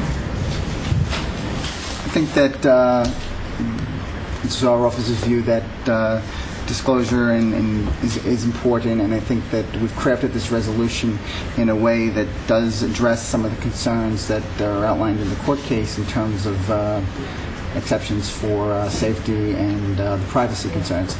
So I would prefer to wait until the court case is completed. I appreciate your thoughts. Our view is that we'd like to move forward. Jackie, did you want to comment? I guess a question on off of your comment earlier regarding staff review and presentation of information back to the board regarding titles that would be implicated. Would an amendment along those lines or an addition along those lines be acceptable? Absolutely, we would like to work closer with the staff. I don't know if Diane had any thoughts that she'd like to. Well, I mean, I just really was responding in my head to Carol's language, but, it's all linked together, obviously. I mean, we do not want the responsibility for calling out the titles that we would, not disclose on a staff level. So hopefully we would have the guidance of the board with respect to what the criteria would be for those positions. And then as an administrative matter, we would require title codes in order to call out those particular titles that we did want to give some extra protection to. So that would be the process we would suggest, if possible. I'm sorry, could you repeat that comment? The process? What I was saying is that we don't want to make the decision about what titles to call out. We would expect the board to establish the criteria for those determinations. Then we would have to figure out what the title codes were in particular, so that from an administrative point of view we can call out those titles in the event that there is a request. Well, let me ask, how many title codes there are? There are a lot. Or is it I don't know offhand. Thousands. And it's really administered, I believe, through Office of Labor Relations. So they might even have a role in this process. I don't know. So it would be very difficult for us to say which ones should be in and which ones should be out. Guidance as to what titles even to start looking at Based on... Or what the whatever criteria concerns were. are for, making those selections at least, and then ultimately perhaps administratively run it through labor relations or something like that, get the title codes, call them out in the event that we have a request. And that would seem to be the process from my point of view. Yes. If I may, I just like to bring to the board's attention, I know I mentioned it last time, but as I was leaving the office yesterday, I grabbed a copy of the city record. And for the records for Monday, June 20th, 2011. And in the back of the city record, pretty much once a month, is a listing of all the city employees who have been hired, retired, appointed, increased, or terminated over a period of time. So it is available and it is public record. It's there. And just for here, this is what I'm looking at. There are retirees of the police department, the fire department, the Administration for Children's Services, the Department of Homeless Services, the Department of Corrections, the City Clerk, the Public Advocate's Office. So, the information we're really talking about disclosing is available to the general public through the city record, and is available on the city's website, and on another website, I believe, it's there, that lists every city employee with their names, their job titles, and their salaries. So, and not really is.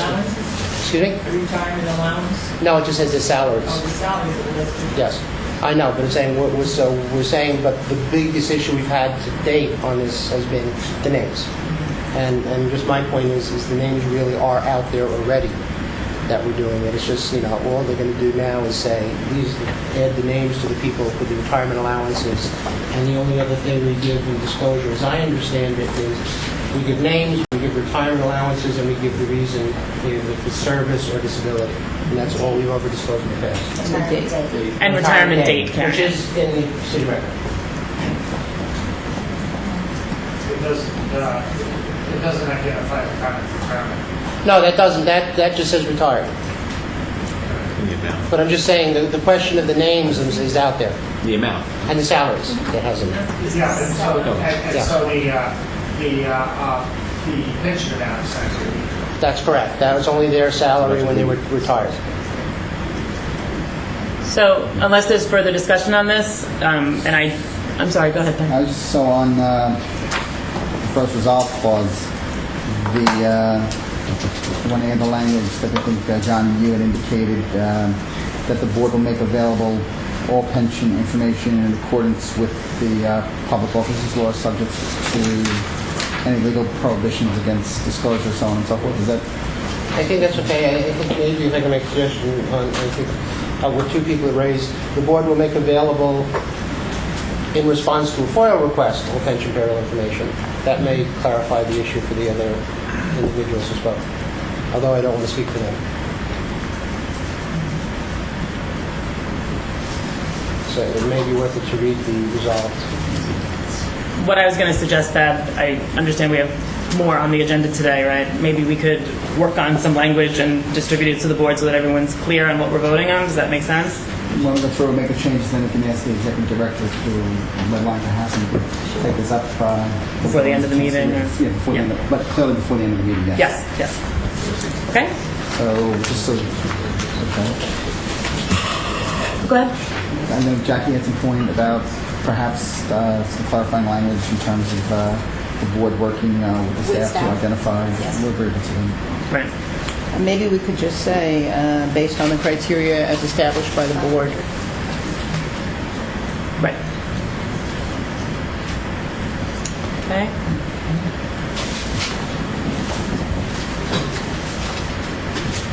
So now the second proposal.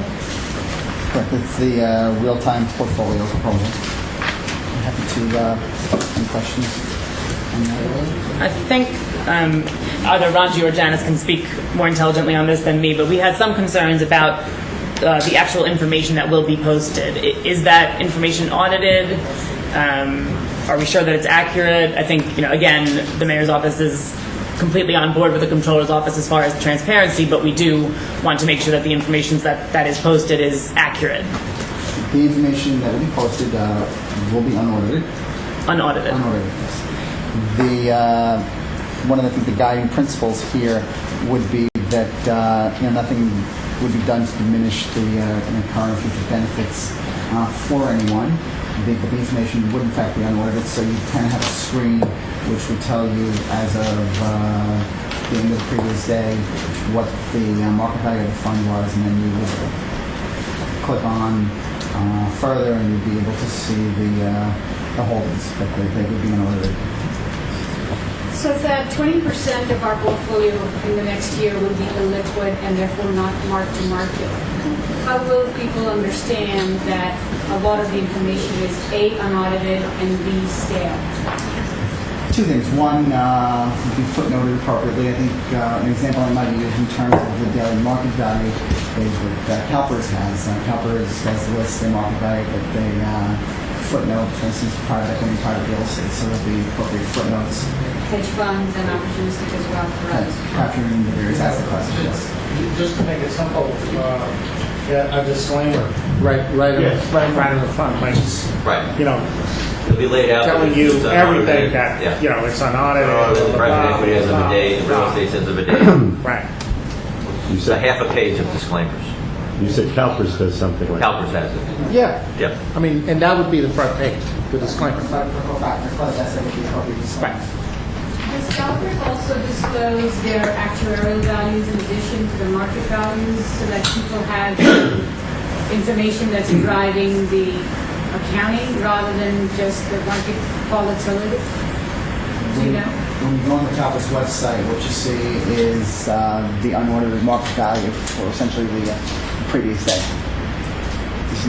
But is there anywhere close to that access to the last sort of accounting or actuarial value? Not that I'm aware of. I just don't want people to use this information in the wrong way and understand that what's driving the issues is a calculation that's actuarial rather than the market value. So can you just think about that? And it's more how people will interpret this volatility and this information. If the market's down 20% and go, oh my God, then transparency will have scared people and not achieved the right directional sort of goal here. So I would just ask you all to think about how to manage that, regardless of what CalPERS does. How do we want to manage disclosures so that people keep that balance and don't panic every time we see market volatility? No, but I mean longer term performance is going to be available. Still, exactly. You'd be there, be available in the library. To go to see 1 month, 3 months, and 1 year, and whatever, right? It'll be available. That's my question. I didn't see any examples other than, so it's just making sure we manage that balance so that people are putting the information we give them. There are huge numbers of behavioral studies about how people overreact to market volatility when presented with information in a certain way. And I would just ask that we be very thoughtful about how we present this information so it doesn't lead people to making wrong conclusions. I would tell you this is one piece in a broader program, and there'll be footnotes, and there'll also be audited information available online, such as the quarterlies and providing participants and other interested parties with that more long-term perspective that you've articulated. Right. I think John first, and Pat and Janice. I've been thinking about this since the last time it came from the board, and we're on record. The borough president has been for transparency on this and other issues regarding the pension system for a very long time. I have a philosophical problem with the proposal as it now stands about putting daily information available. Up to this point, we've historically had monthly reports and monthly reviews available as public record and part of the public session that everybody has available. I think to put it on daily may be a problem for the long-standing practices of the board, in that we've always been a board that's looked at investments for the long term. We're here for the long term, for the benefit of the members, to make sure that people who are hired today or tomorrow have their pensions available 20 years from now, 5 years from now, and that there's perfectly funds to do it. I'm afraid that if there's a daily posting of what the pension plan has done today, tomorrow, that it may lead the board and the people who actually operate our day-to-day operations to go away from a long-term view to a much shorter-term view. And I'm afraid by having it posted daily and by having it marked to market every hour, that the philosophy of the board may change, and that we've become, instead of a long view investor, a short-term day trader. And that scares me, and that's a real risk, I think, of doing this by putting information out there so quickly when it really has no material effect on what the members are going to be doing at any given time. I think monthly is certainly a reasonable amount of time to give them so they can see what's happening. I think that it's appropriate. I think to do it daily just leads to the possibility of outside influences coming into play that may adversely affect the long-term goals of the fund. Yeah, I appreciate your concerns. I do think that when you look at the totality of the disclosure suite that we have in terms of the monthly that we put up now, the library which will have the quarterly, so there'll be different snapshots that people will be able to view. This is not the only snapshot that the members, the retirees, the beneficiaries, or the interested public will have an opportunity. So I think this is one part of the suite of tools, and having the other tools. Well, I do note that, but long-term nature. Sorry, but I also, Ranju's point making of the psychological consequences of doing it, and the human nature of having to respond to a fluctuating market, where people are going to, even if not overtly, maybe subconsciously react to saying, "Oh, gee, the market drops 20% today." God forbid, it never happens, but if it's the case, and now we're saying, "Oh, okay, well, we have to run our operations so that we don't have a $1 billion drop any one day." And I think it kind of takes away from the philosophy that we've had up to this point of being there for the long haul.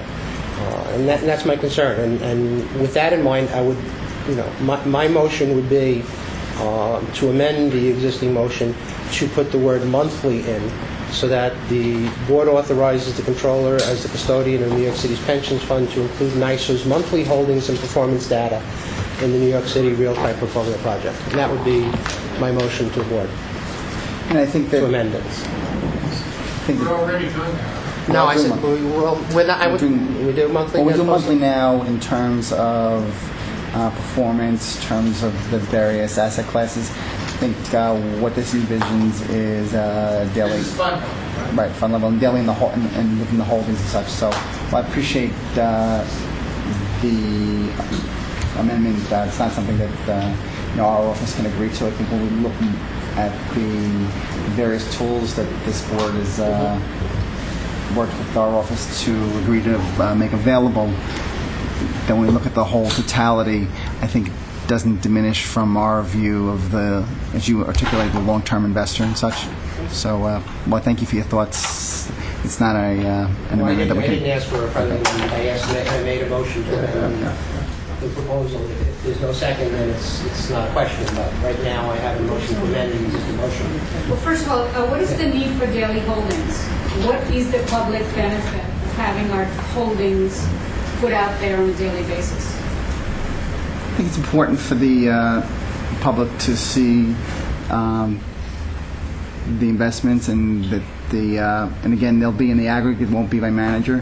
So in terms of the holdings on a daily basis, it's another tool for the public to view where their money is, where the members' money is invested, and taken with the other options that are available, to have a fuller picture of how the pension system operates, and ultimately, at the end of the day, an educated membership base as well as general public, I think, is helpful in the dialogue that we currently have within the public pension world. Can I say that I would like to come back to the board with several behavioral studies that would show us why this is actually not a useful idea, and that this is that transparency is actually a very worthwhile thing, but transparency that leads people to systematic short-termism and coming to wrong conclusions is actually very harmful to the very people that this is intended for. So there is a whole host of behavioral research around this. I would like to bring it back to the board. I think we need to think about the value of this type of information before we... Let's just... What kind of pension plan are you talking about? What kind of pension plan? I'm just talking about... No. Well, the research is about how individuals react to information about volatility in the capital market. Yeah, but this is a defined benefit plan. I mean, it doesn't... At the end of the day, I'm a NYCERS participant. They take money out of my check every 2 weeks, and at the end of the day, no matter what happens to the stock market or to our investments, when I retire, I'm owed a defined benefit. It doesn't matter what happens on a day-to-day basis. And I think most people who are participants, at the end of the day, understand that. I've been thinking about this for a while. I was thinking about, okay, so we're going to give them day-to-day information. How is somebody going to take that information? I mean, what is somebody going to do with that information that's going to either hurt the system or hurt them? I couldn't figure it out. And I think, to point out that many of these studies, my understanding, relate more to a DC world and not a DB world. Well, because people can't act, to Al's point. I think my concern is simply expressed as follows. When we present information, I think it is up to the board to really think about very carefully what we intend this information to be out there for. And if it does not serve a useful purpose, I'm not sure why putting more information out there is helpful. I don't understand the primary goal that's driving this other than someone else has done it. So we have monthly information. I would love to understand if there are any other trustees who feel that more information is actually a good thing or is a needed thing. How is this information going to be used? Sometimes there is no need to put everything out there if there is a chance that looked at it could be interpreted in the wrong way. And I think Pat's been patiently waiting to speak, and then Jen is also. I agree that transparency is something that we find to be a good thing. But my concern would be, and maybe there's a way around it to take away any deleterious effects, but you had the flash crash one day, and then people were almost in a panic state because the market precipitously dropped. So I don't know when one can address that, because the market results from today wouldn't appear until, I guess at the earliest would be tomorrow on the website. That's the plan. It might be the following day. Would it be even the day after that? No, it would be the following. The goal would be Today being the 21, tomorrow the 22nd. Right, so that's So close of it business. has to be a way of ameliorating any fears that people have. I understand Al is a sophisticated person in terms of the market. It's true. But I have members. I have members, absolutely not sophisticated people. And they would be more likely the individuals who would be panicking, because as I've told certain people in conversations, during 2008, 2009, I went to many meetings of retirees in our union because they thought that they were losing their pensions because they're not sophisticated. And I, have reassured them that the checks are going to keep coming, etc. on a monthly basis. But so I think we have to build in something on that website to, if we want to do it this way, to, as I say, to quell any kind of concerns on the part of the unsophisticated. The sophisticated people get it. Not everybody is. Yeah, you can add something to the disclaimer that says essentially that. Well, the disclaimer protects us, Al. It doesn't give someone peace of mind. And I think I must express again, it's not just people not being able to act on this information, it's also what Pat said about peace of mind. And the idea that this money is here for 30 years, moving to daily valuation on something that's there for 30, 40 intergenerational periods, just seems like a complete mismatch of what we're here to do. And I will assure you that somehow short-termism will creep into all our thinking. I don't disagree. Aren't we inculcating a defined contribution mentality when we start to do that? Because in the defined contribution plans that I represent, that's exactly what the members start to do. They look at it every day. And they just become obsessed with where it's moving. And those who have control over it, these people wouldn't have control, who have control over that, start to become more risky.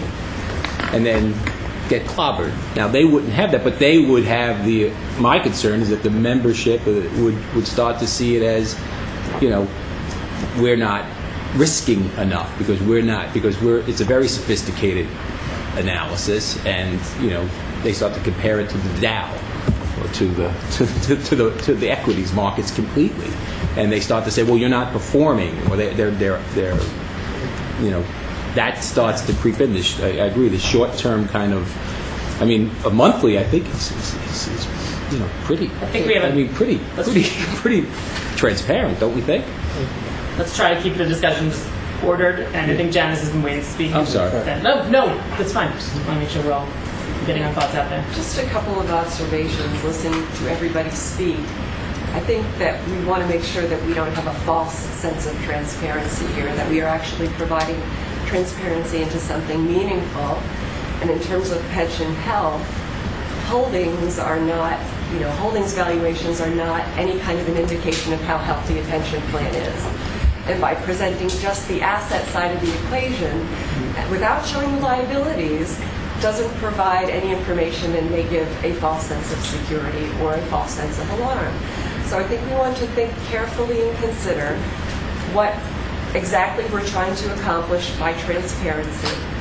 And then, once we understand what we're trying to accomplish, then decide what the appropriate points of data would be. John, first. Okay, no, mine is very. It's just a point I wanted to make. I've been on the board now for a little over 6 years. I've been operating with information provided to me on a monthly basis by Dan. I found it to be very reasonable and knowledge, and let me make what I believe to be the informed decisions necessary to continue operating as a trustee. What you're asking to do is to say the information that I've been relying on for the past 6 years was not sufficient enough. We should be getting it down. In theory, and that's what I'm just saying. So you're. I would say they're now, providing greater right, information. Greater You know, information. technology has changed Right. in the 6 years. Well, it's I'm just saying you're looking.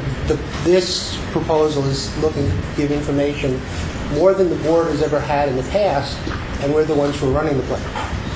So I think it gets to a point when you have one, diminished returns, two, a philosophical change to the way we do things around here, and I think going back to Ranji's point is inevitably human nature will creep in that will become short-term investors over long-term investors. Maybe not under this administration, maybe your administration a year from now, or 5 years from now, or 10 years from now. But I think it would be a real dynamic shift in the way we do business here. And that's something I think that would be bad for the plan and bad for the members.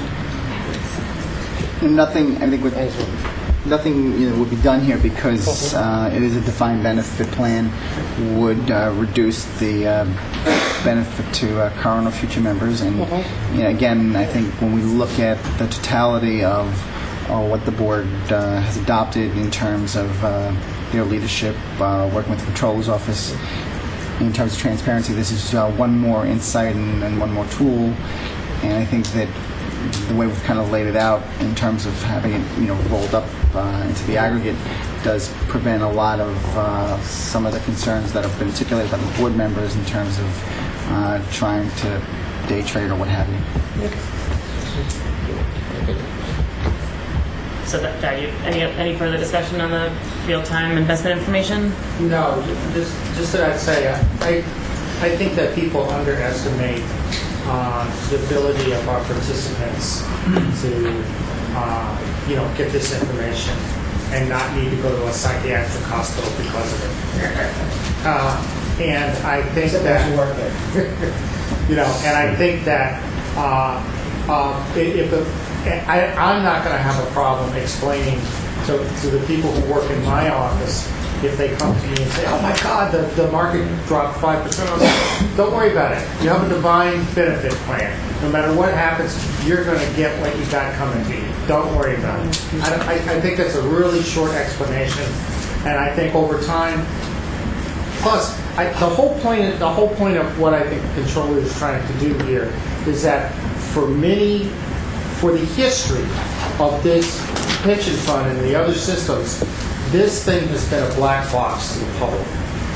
Okay, and over time we've been putting more information out to the public. I don't see anything wrong with giving them day-to-day results, so that we finally establish this is not a black box. You can have all the information you want, and what's going on here is totally transparent and on a day. I think that's the point of this.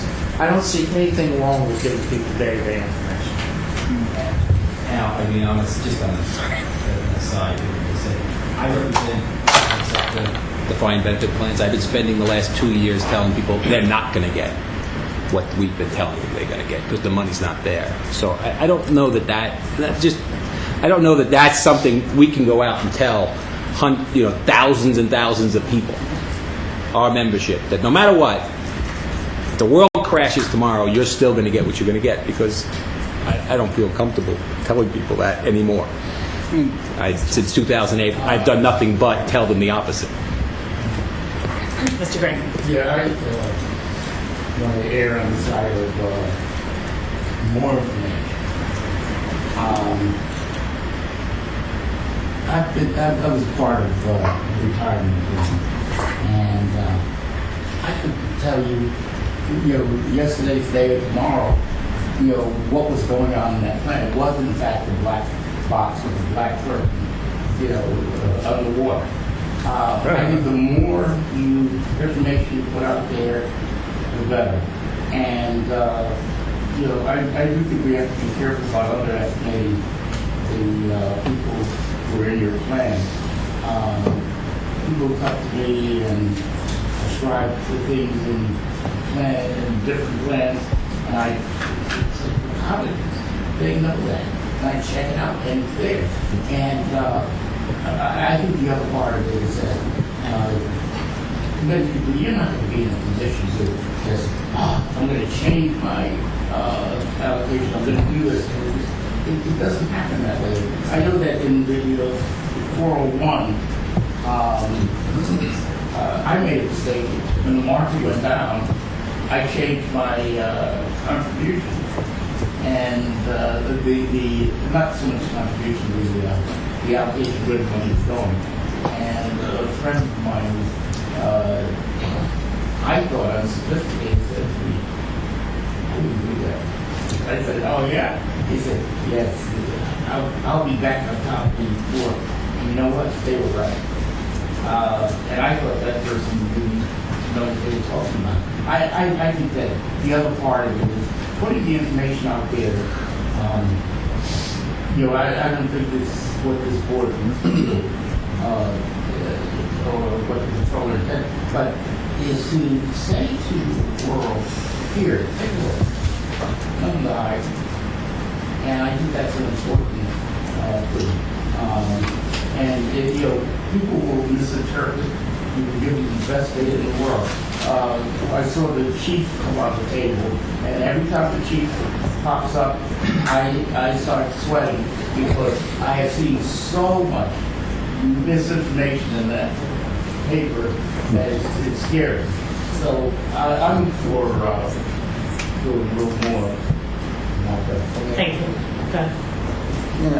To sum up from my view on point number 2, we have a structure where not only here at NYCERS, where participants of defined benefit plans are under attack. I think providing information not only for the beneficiaries to see where their assets are invested in, to Roger's point, a sophisticated portfolio is helpful.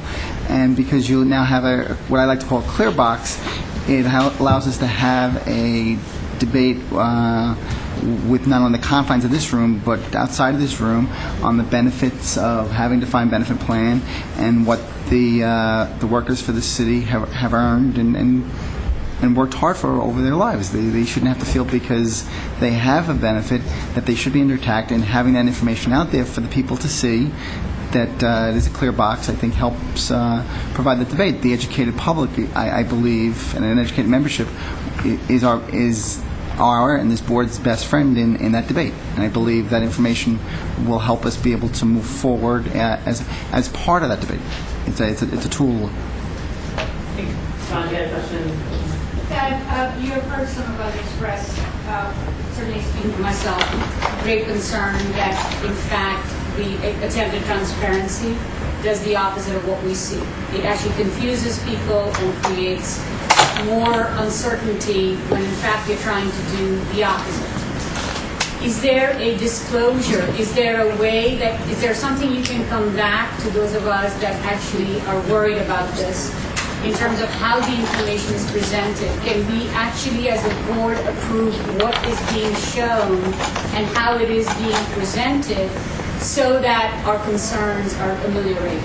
I am very concerned about information just put out there without, not disclaimers, that's a legal thing, without language or some sort of framing in the context of short-term and long-term that does not lead to some of the anxiety that we are expressing. Yeah, Roger, you raise a very good point. I think in terms of building the functionality, this is something that we're targeting around approximately December of 2012. We'll be happy to share with the staff and with the board members test sites and all with language, and would appreciate input on those matters. So this is not something that's going to happen tomorrow. We're working. So December 2012 is the earliest, you think? Well, I think that's the target date I would call for, give or take. So I think it would be. I would actually ask you to just go down the street to me at NYU. There are lots of behavioral professors who can tell you how even if people cannot act, the loss of peace of mind is sometimes worse than they get more frustrated because they cannot act like they can in the DC plan. So I think there's a lot of rich data on this, and I think it is. I think monthly is enough. If there's a move to transparency, information presented the wrong way, quite honestly, even the monthly information now needs to be presented in the right way. We agree. We want people to sleep at night. That's very important. Right, and I think there's a certain amount of anxiety that I wasn't here, that must have gone on in 2008 when the markets went down. And one of the benefits of at least showing it daily is you get to see by how much. You might not like by how much in something like 08. But I guess I'd be pretty anxious if I had to wait a whole month, having watched CNN and I'm watching on my BlackBerry and in the internet world, it's minute by minute. So to have to actually sit for a whole month, I would be very troubled. I take your psychological point, but the good news is, since to Al's point, it's a defined benefit plan. It's not a 401k plan. They really can't do anything about the information, but at least they'll know. And at the end of the day, they'll know, yes, I have a defined benefit plan, I'm going to get these benefits, and now I know what the daily amount is. It'll have, clearly the appropriate language around it that says, the private equity is old and the real estate number is old and this is unaudited and blah, blah, blah. But when you're done, at least you kind of know. So if the number is 118 today, 115 tomorrow, 123, you at least have a level as opposed to, I really have no clue what's going on for a month. And I think part of the problem is, we live in this really instantaneous world, and most of the things out of government are not so instantaneous. And I think that gap between monthly to daily in a system where you actually can't trade on it might provide people with more comfort rather than the uncertainty of just not knowing. Because if you look at the press just guesstimates and throws numbers around. Well, it must be down 10%. The markets are down 10%. You might only be down 8%. Who knows? But there's actually this vacuum of knowledge that comes once a month, which I think you can fix with the appropriate words and the appropriate systems that just say, well, here's what it is. Now let's just talk about, all right, the number is this, the pension liability is that. Let's have a factual discussion as opposed to I can't tell you for another month kind of discussion as to where it really is. So that's, I think, all that this transparency is trying to do, is just get a little closer to the reality of this is what happened yesterday. Do with it what you want or what you can't do, which, to Al's point, you can't do anything with it. But at least know what it is. So if we don't have further discussion, Karen points out we have as resolution to vote on as well as John's motion, correct? So how do you want to proceed then? Okay. Neither is a resolution. Okay. Do you want to touch base on point number 3? Is that helpful? Sure, if you want to. I just want to make sure we cover everything. Okay, so go ahead. So on the third point is the Checkbook NYC. I think the key to the Checkbook NYC is that currently in the controller's application, we're able to get on a daily basis the expenditures of the city agencies. The major point here, I think, in terms of developing Checkbook NYC is our ability to work closely with Diane and her staff on developing a project plan and a time frame that meets the needs of the system, both from a cost and a resource perspective. So I want to be clear as to the goal here. The estimated rollout for that project is year-end, and we appreciate the number of tasks folks have, so we'll work closely together and collaboratively in developing a plan that meets everyone's needs.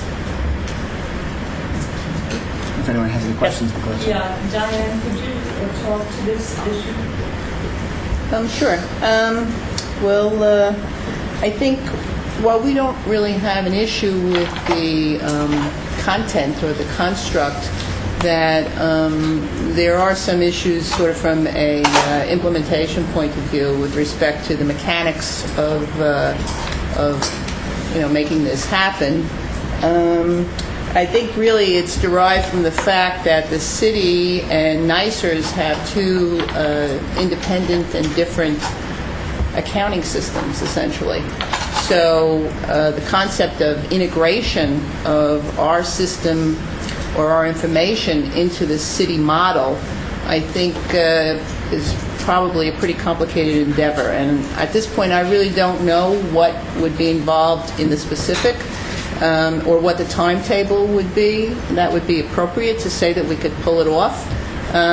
So I don't want to lead the board down a garden path saying that, we can do this immediately, because we really don't know what's involved, and I think we have to take a closer look at it.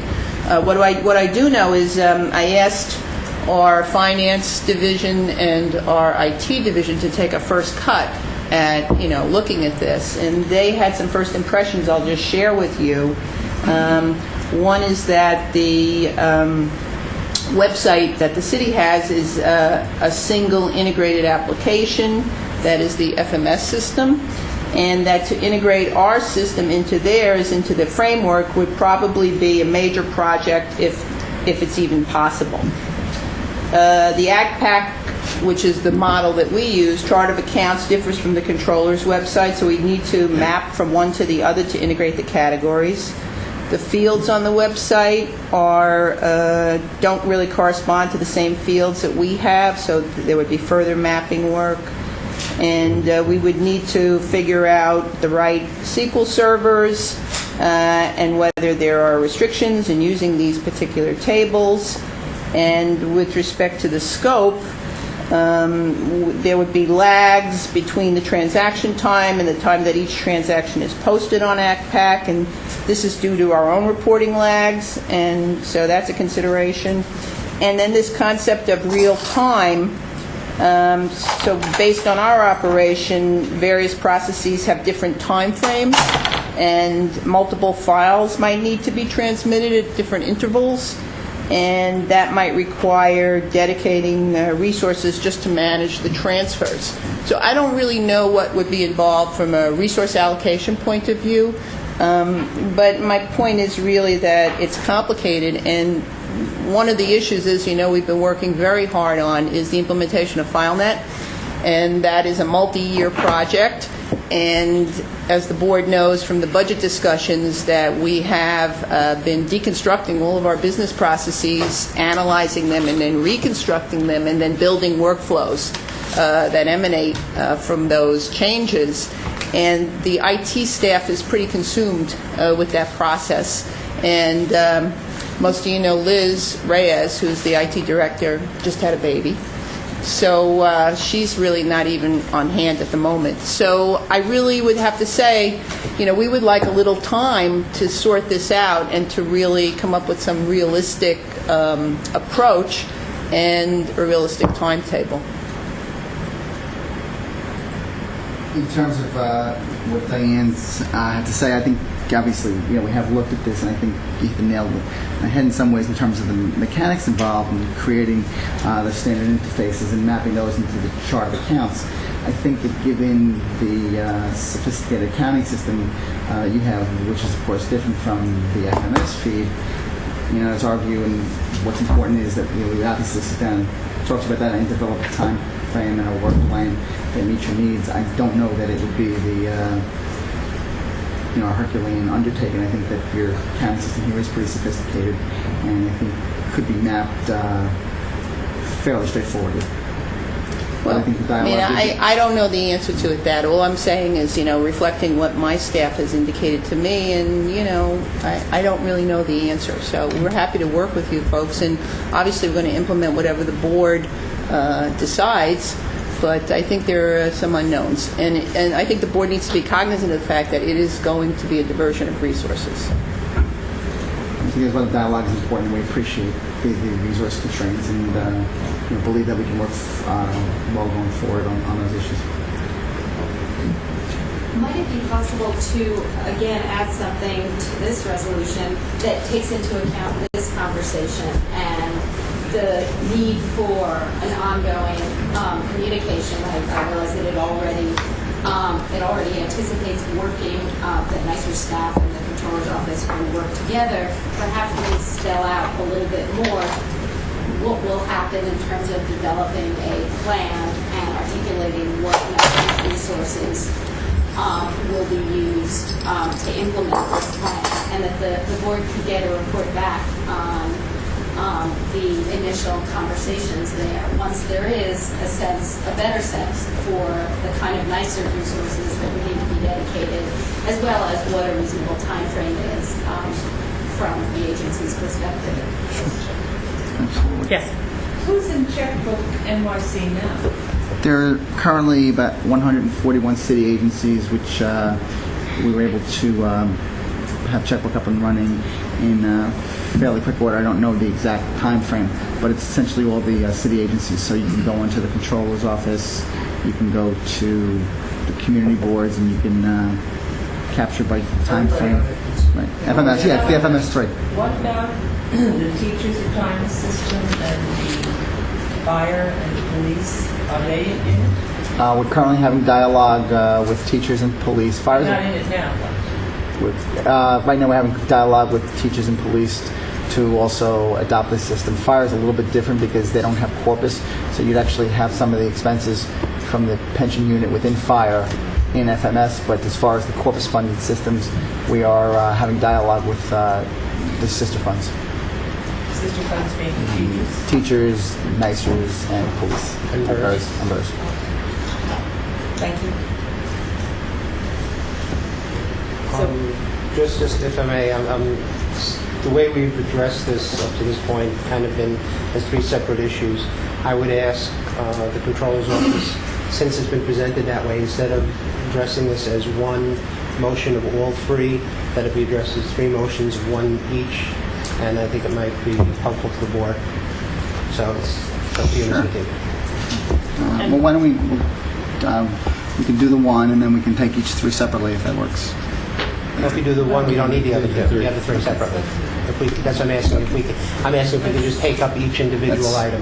Right. And I think what we said on the first one, and this might work for the next two as well, is that we're going to work on some language, right? And then send the red line to everyone. We'll work on that during the board meeting, and then reconvene if that works. Right, and just to make sure we have all the suggestions on the table, thanks to Blackberries, I was able to get Ronji's suggestion about adding something to the second one about making it subject to board review and approval of disclosures and information presentation, similar to what Jackie just suggested on the third proposal, making sure that this is going to come back to the board before anything is implemented. That's from the mayor's office, and I'd be interested to hear other board members' thoughts on it. I'd like to see the language. I think that, obviously the overriding principle in our office is to work closely with the boards, and in terms of approval and such, we want to share that. So why don't we take a look and draft some language that hopefully meets everyone's comfort level. Okay, I just want to be clear that I think without language that doesn't bring that motion to the board, the mayor's office wouldn't be prepared to vote on it. So. Okay. All right, so what I'm hearing is we'll kind of continue with the investment meeting, and then we'll work with Diane and her staff to draft some language. Then we'll reconvene on this matter at the appropriate point, but before close of business today. I think that's correct. Okay. So the language that John raised before, you're going to put that, you're going to work on that language, even though we haven't. Well, that was part of a discussion, and then you turned it into a motion. But I think that was the language that was being discussed for number one. Oh, for number one. Right, in response to a request, and in accordance with the New York. Right, that was right. You turned it into a motion. Well, no, but actually, my motion was on the second one to put in the word monthly. Okay. And that was it. But I think we'll hold that in abeyance as well until we get to the point. Yeah. Before we move on from this topic, I think there's one more issue Diane wanted to mention. We were talking about the whereas before, and I know that the frequently asked questions are noted in all resolutions, and that's an issue that we have some concern about on the staff side of the equation. As you know, pension benefits are very complicated issues, and NYCERS in particular, we have 49 special plans, we have multiple tiers, we have multiple employers, we have diverse membership, a lot of different laws, and the integration thereof. So we have worked very hard to have a consistent message that we put out to our members and our retirees and our beneficiaries with respect to the interpretation of benefits and the language that we use. And, again, as you know, in pensions, words really matter, clarity matters, things like that. So, for example, you take a simple construct like service credit. Well, if you use the term service credit, you have to talk about qualifying service credit, allowable service credit, creditable service, etc. And so, we try to be pretty consistent so that we can maintain the quality of the information that's being put out. We also have a pretty sophisticated customer service operation and call center, and we're pretty obsessive about the information that appears on our website, which, is interactive to a degree. So I guess having said all that, we are concerned about questions in the FAQs that pertain to benefits, and we would like to respectfully request that any questions pertaining to benefit information with respect to NYCERS plan, at least, that we be the sole source of that information, and perhaps those questions could be omitted from the FAQs, because I think, in all honesty, the quality of the product coming from two independent sources, it gets complicated. And if, in fact, there are follow-up questions that people have, and these questions appear on the website of the controller, I'm not quite sure how those questions would be responded to. And ultimately, at the end of the day, it's going to come back to the system, or people are going to sort of hold us to whatever is posted on these external websites, and we can't always rationalize the interpretation in the same manner. So I guess I'm expressing a desire to limit the benefit questions that appear in the FAQs. I would just briefly want to add that the mayor's office shares those same concerns. I first learned about the frequently asked questions yesterday, and one of my first questions when hearing about the questions was, where is this information coming from? Is it going to be the same as what's on NYCERS' website? I think there are a lot of real concerns about those. The way I read the resolutions, and we'll see a new draft before the end of the meeting, I don't understand these to say anything other than in the whereases about the frequently asked questions being put out there, but I would want to make it clear that NYCERS has some serious concerns shared by at least the mayor's office, and that before any of that information is actually made public, we really should work with the funds to make sure we have consistent information out there.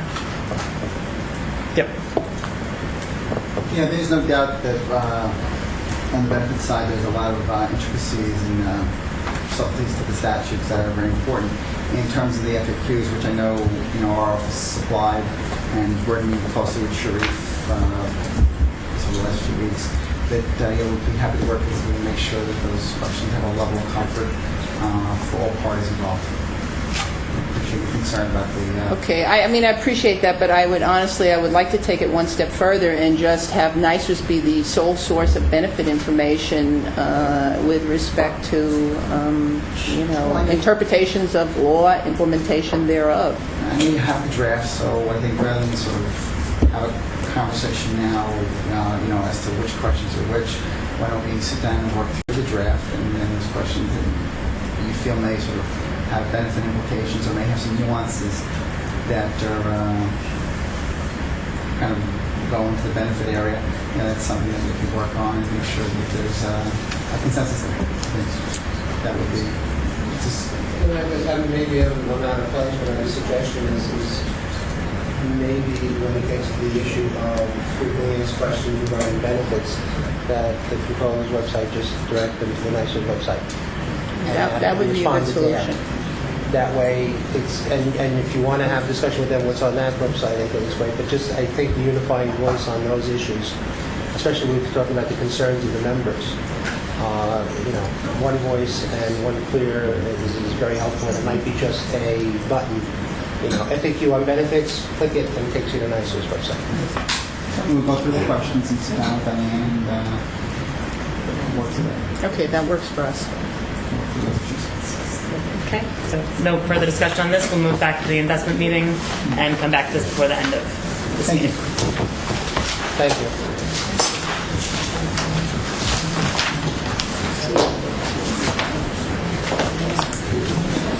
Thank you, Ted, for this.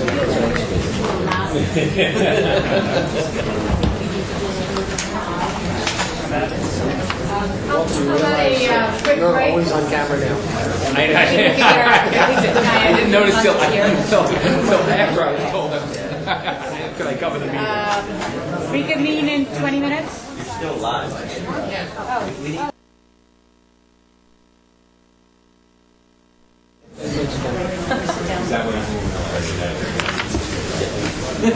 Are you ready? Could I get a motion to move out of public session into executive session? Second, all in favor? Okay. Thank you. Thank you for that. Now you owe me time.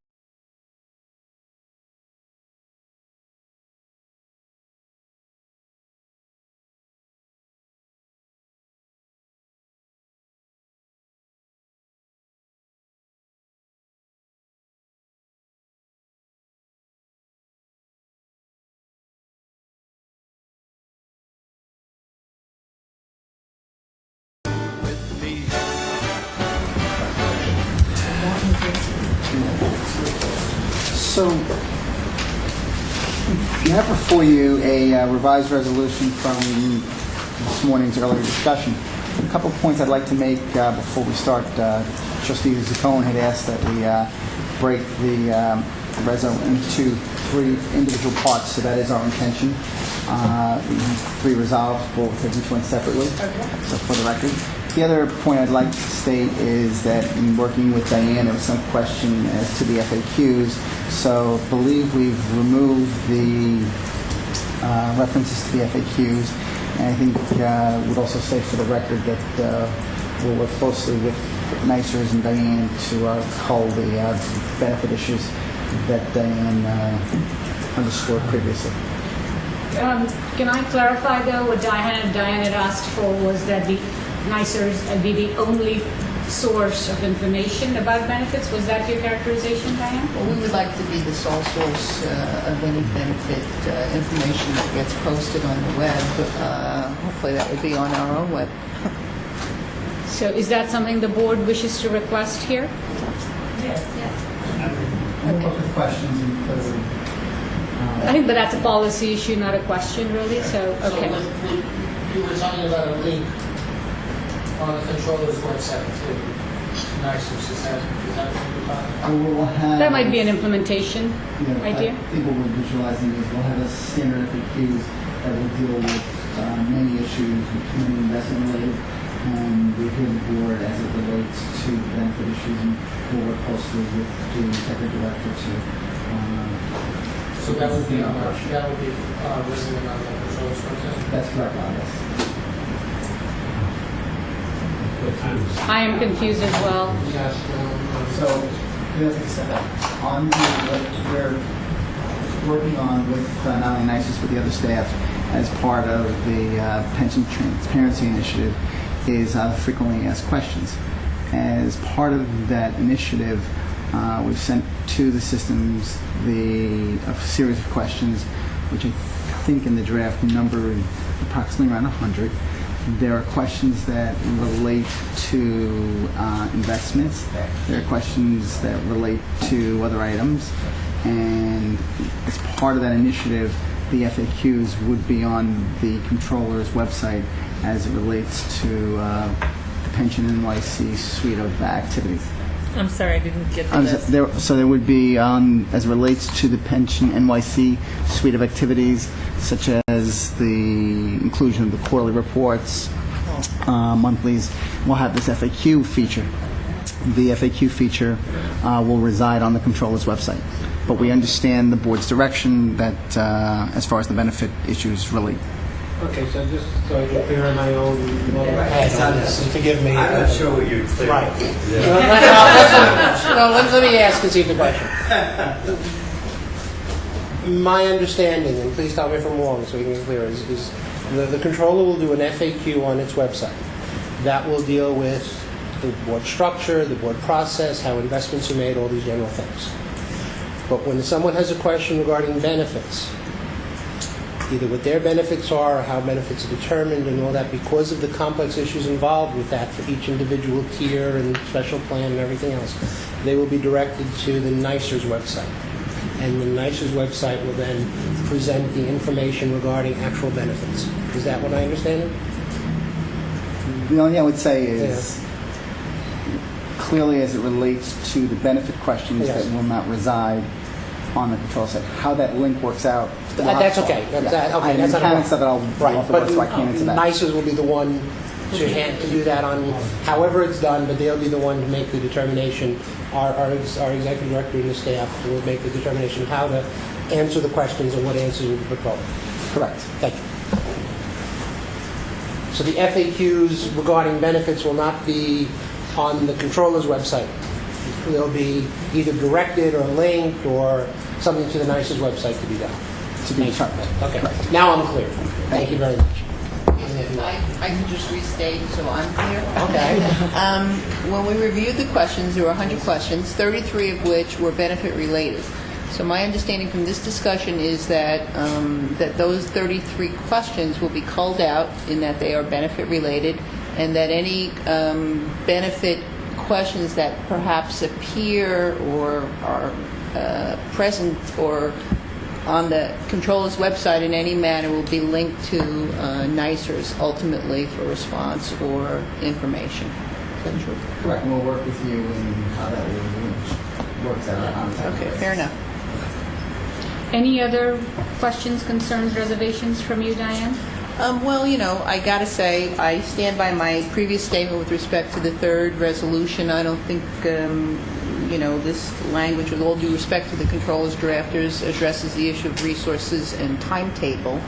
But, certainly we will carry out the will of the board, and we will work with the controller's office if it's determined that we're going to go forward on that basis. And my intent is to report to the board regularly with respect to these various matters. So, in a sense, what we have asked for is review and approval on number 3. And if I may mention, please. Maybe the easiest way to do this is to take in order. Do it please go ahead. Discuss them. Does that work for you? Perfect. So the first resolution before you deals with the release of the names. I think what we clarified in the number 1 is that it's in accordance with the Public Works Office's laws. And as you can see from the red line, we'll be including the names, and that we will address criteria such as safety concerns and privacy concerns through the efforts of the board and the staff. But the intent clearly is to release the names going forward. Any conversation? Discussion? Karen, are you okay with that? Yes. So I make the motion to adopt point number 1. Okay. Second. All in favor? Aye. Motion carries? No. Opposed. Should we take a voice vote? Well, why don't we? Chair? Yes. Controller's office? Yes. Public Advocate's office? Yes. Borough President Manhattan? Yes. Borough President Brooklyn? Yes. Borough President Queens? Yes. Borough President Staten Island? Yes. Borough President Bronx? Yes.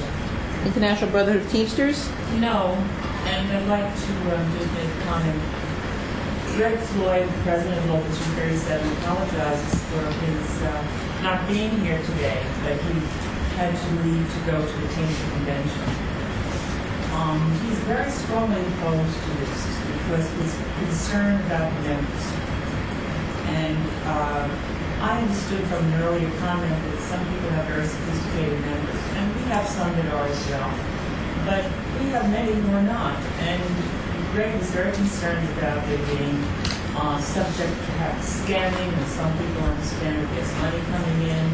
And some of our people live in environments that are really not the safest places to live either. So that was one of his concerns, that this information being given out would be harmful to our members. And I understand there's an attempt made here to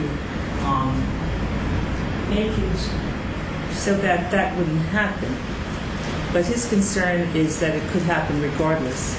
So I just wanted to put that on the record, and he will probably speak out against it publicly, because he told me to tell you that, and I felt I should do so.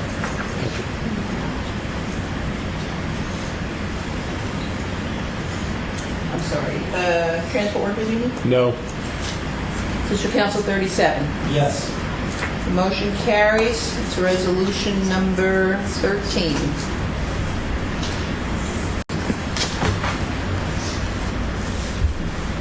May I be heard in number 2, Madam Chair? Resolution number 2 deals with the real-time portfolio. I think what we've attempted to do in the redraft is clarify what our intention was all along. That is to say that looking for approval today to sort of work with our custodian to build out this function, and that will show the board what we have and seek their comment and make modifications as appropriate. So just in the nature of the comment and modifications that my concerns lie, it's entirely fine to post daily information if it's put into context. And if you mean by comment, this is presented in its entirety with an opportunity for comment, I'm not sure how much you're willing to work with us to get the kinds of disclosures that would make us feel comfortable that not only the sophisticated but also the unsophisticated stakeholders and participants understand how to think about and use this information and what it means for them. So if by comment you mean that you will come back and work with us, not just give us something that will be your ideas regardless of our concerns, that's the only area I need to clarify still. Sure, I think that it's a fair question, and we take your earlier comments about appropriate disclosure in a complicated portfolio to heart. You know, I think this board has demonstrated over the years a collaborative desire to work together and to have a product that reflects the mindset that the trustees have. I think our office is cognizant of that and wants to very much work with the Board of Trustees, and we will certainly endeavor to do so and look forward to receiving the comments and having a product that makes everyone comfortable. So, yes. So could I just also ask then if you would come back to us not with, please reply by Monday morning, but over a couple of board meetings, because we have about 18 months before this goes public, so that we can just understand the nature of the disclosure and work with you? Is that a fair? Happy to work with you, Great. Madam Chair. Okay. Okay, any other? The live date on the real time would be approximately December of 2012. If I may, I just wanted to follow up on the comments of the chair. With the changes made here and the opportunity that the board will have for input later on, I'm really go forward with the resolution as coming out with the hope and understanding that when the presentation made and the comments presented, we have more input than the baseball player speaking to an umpire after the call. Good analogy. I like it. And you know, I hope that you know, in that spirit, I'm willing to move forward in understanding the good graces of your office and your desire to work with us. Thank you, and having been an umpire, I appreciate the analogy. So do I have a motion to move forward on the second resolution? I also move. Second? All in favor? Aye. Any opposed? Seeing none, the motion carries. Okay, resolution number 14. The third resolution is the checkbook NYC resolution, and tried to capture some of the comments made by the trustees earlier. I think key to some of those comments are like the real-time portfolio, having a discussion with the board and sharing the views with the board and providing the product that makes everyone most comfortable. As part of this amended resolution, we included the project plan and the details there, which is a project plan which we'll work with the executive director on. And I think it's important to recognize the project plan will include things like timelines and dates, and it will be your typical project plan. And I think accountability is important, and I believe that the amended resolution does strengthen the accountability provisions. I don't think still I'm entirely clear on what kind of information would be included. What exactly? Have you ever accessed checkbook? Nay. Okay. That might be a good place just to check it out. I think it's an Well, I important. think it's too late for me to check it out, Al. I'd like to have an answer to this. Well, sure, maybe I can.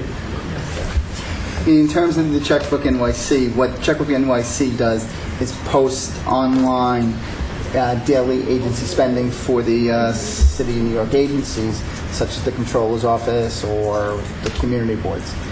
Well, what would that be like? Well, just give me some examples of what we're talking about. If you went to Staples. All our expenses. Every expense is listed. If you went, Broken out. you know, if you bought water for a function, it would be broken out. Includes PS. So if Your cookies aren't on there. right, and the new person. Some change in the person. And we thank you for that. They were delicious. Very well. You didn't want to disclose the My cookies. pleasure. Thank you for that. But I'm not putting the price down. No, well, you don't have to. It's searchable by contract, too. Well, the fact that Diane has concerns bothers me. We've got such an excellent executive director, whom we all voted for, to be our executive director, and she has issues here. I'm picking up this like putting a square peg in a round hole, but Diane, what do you... Well, you know, my issue, I think, is really not with respect to the concept or the construct. It's really, you know, what the actual implementation process will entail. And so, you know, I don't, like I said before, I really don't know the answer until we start exploring it. And, you know, we have many, many things going on here at NYCERS, and if it's a significant diversion of resources, I think that's a consideration relative to other projects that are pending. So, you know, I guess that's what I have to say about it. And the only other thing I would say is I'm not quite sure what this language means. And, you know, perhaps a clarification on the issue, for example, of to provide access in order to fully integrate expenditures. I mean, is that a stream of our accounting system? I'm not quite sure what the scope of that would really entail. Jackie? So, I assume, should this initiative move forward, that we'll all look forward to ongoing reports from the executive director and take into account any unanticipated obstacles or expenditure of resources beyond what appears to be reasonable to implement this plan, and that the Comptroller's Office and all of us would be responsive to the needs of the agency should the project take on a scope that exceeds what appears to be reasonable given the resources of the agency. Diane, I think you articulated it well earlier in terms of your accounting system, which is very sophisticated and sort of working through the FMS system. The part of that would be working with your staff and sort of setting up the interfaces and setting up the accounts. You know, an example I could give you is that for 141 agencies, in terms of checkbook, the cost was approximately $300,000. So I don't know, you know, in terms of your accounting system, but I think to Jackie's point, you know, our goal is to be transparent with the board and to have accountability and to work closely with you. And I think from at least this trustee's perspective, I have an idea of the many challenges you have and appreciation for the good work that you do. So I think the accountability portion is very important to us. And in terms of the city's accounting system, we'll work together to map out those functions. And I think that's sort of what that language that you referred to is talking about. I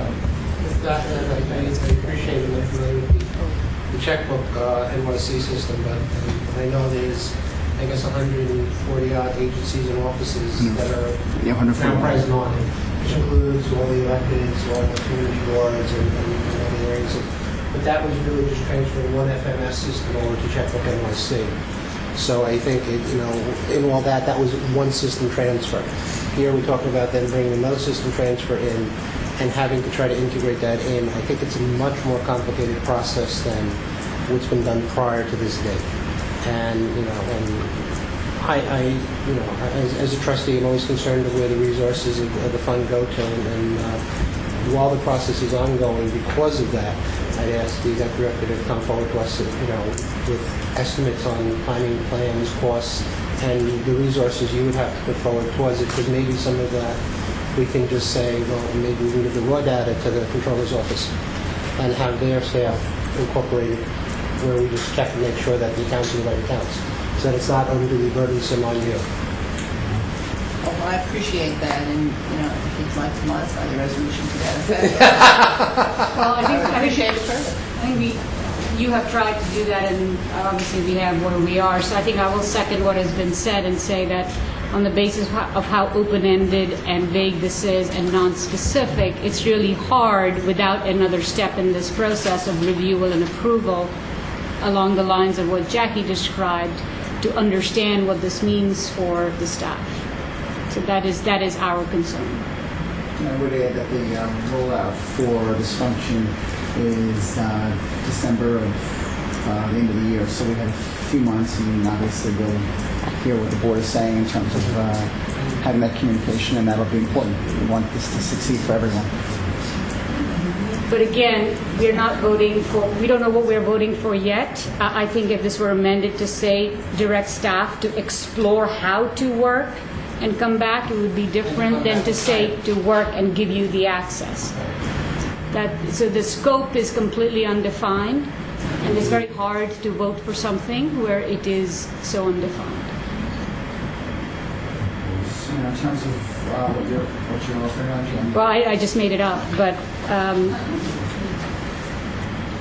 I think I can't vote for this, and I think Carolyn is tempted to work with you to get this narrowed down, and I know she didn't succeed, so I'm not sure. Can I make a suggestion that was there? I don't know if the resolve that the board directed staff continue working with the controller's office to come up with a plan to in the future provide ongoing access to those fully integrated. Well, I would simply add the words for the board, which the board will review and approve before going live. In terms of this language, approves language that Carolyn is seeking, and I think you have our commitment to work with the trustees and the board. So, and the approved language would be something that's not something that we could, agree to. But then this is too open-ended for us to then be able to. It's fine. Okay. Any further discussion? So the language is, as it is, and I think we're comfortable with it, and we understand the spirit and the concern that the board has articulated that we will have a project plan. I'm a little unclear on what people are afraid of.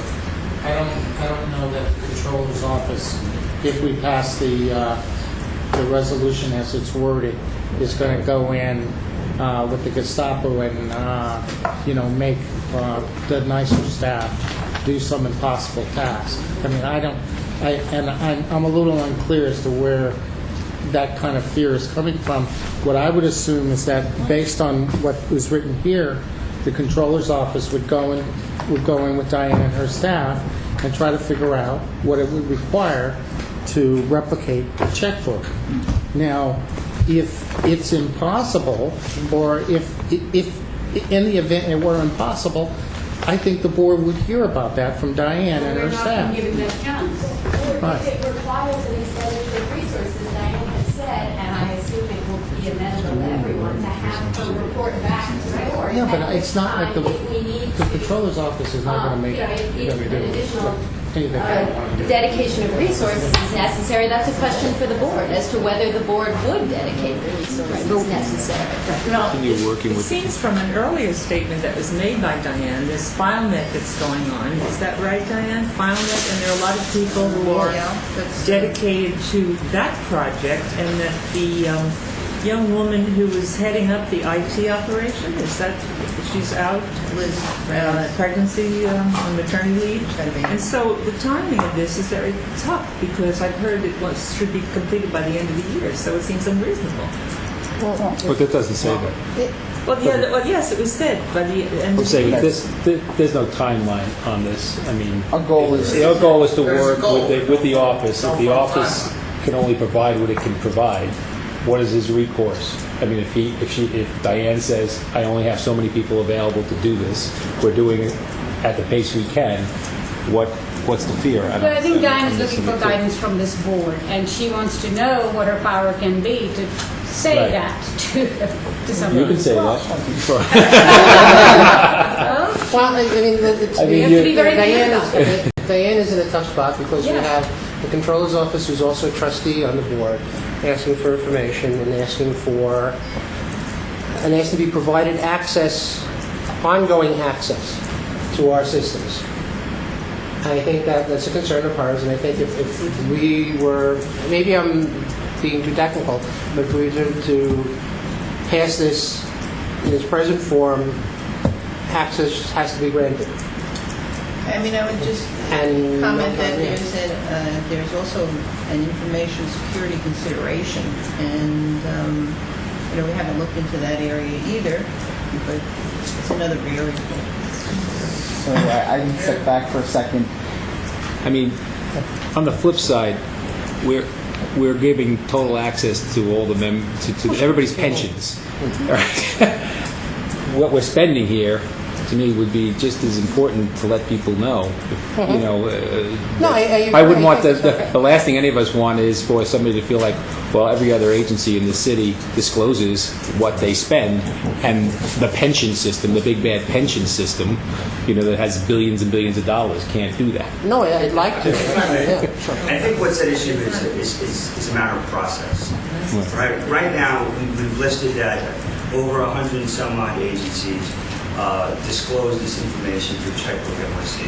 But what we're also talking about is that they're doing so through a system which they would have done so otherwise. I mean, through the FMS system. And so, from what I understand, Checkbook NYC just essentially aggregates the information from the system. And so, when we compare it with providing someone with a printout of names and whatever information the FOIA request may require. My question here is, would it be just as simple as just to provide the controller's office with a printout of the expenditures, and the controller's office can put it into the system themselves? Well, I think you have to build some interfaces, but I think as importantly, we do hear the board as to the nature of the resource questions, and have the commitment from our staff to put the appropriate resources on those, because basically it's a different accounting system than the city's accounting system. So, I understand. But my question is can the raw data of one accounting system be given to your agency so that it can be formulated to the Checkbook NYC format, so that as to not create a burden on our staff here while they have a major project going on? Because this, they didn't ask for this to be put on them, and so maybe if it's as simple as them providing the information, and so that information can be put into the Checkbook NYC format or program through your agency. Is this information available on our website? Is this something we are transparent about? I mean, some of our processes are automated, others is manual. We're not in a real-time mode, I don't know if we could even accomplish what Jason is suggesting. We'll certainly explore that as a possibility. And in response to Mr. Kane, I mean, we do not have a problem disclosing. That's not our issue. Our issue is how we would actually implement the integration. Right. And, what the process would be. Let me be clear in terms of our office and our commitment to resources and our technical people.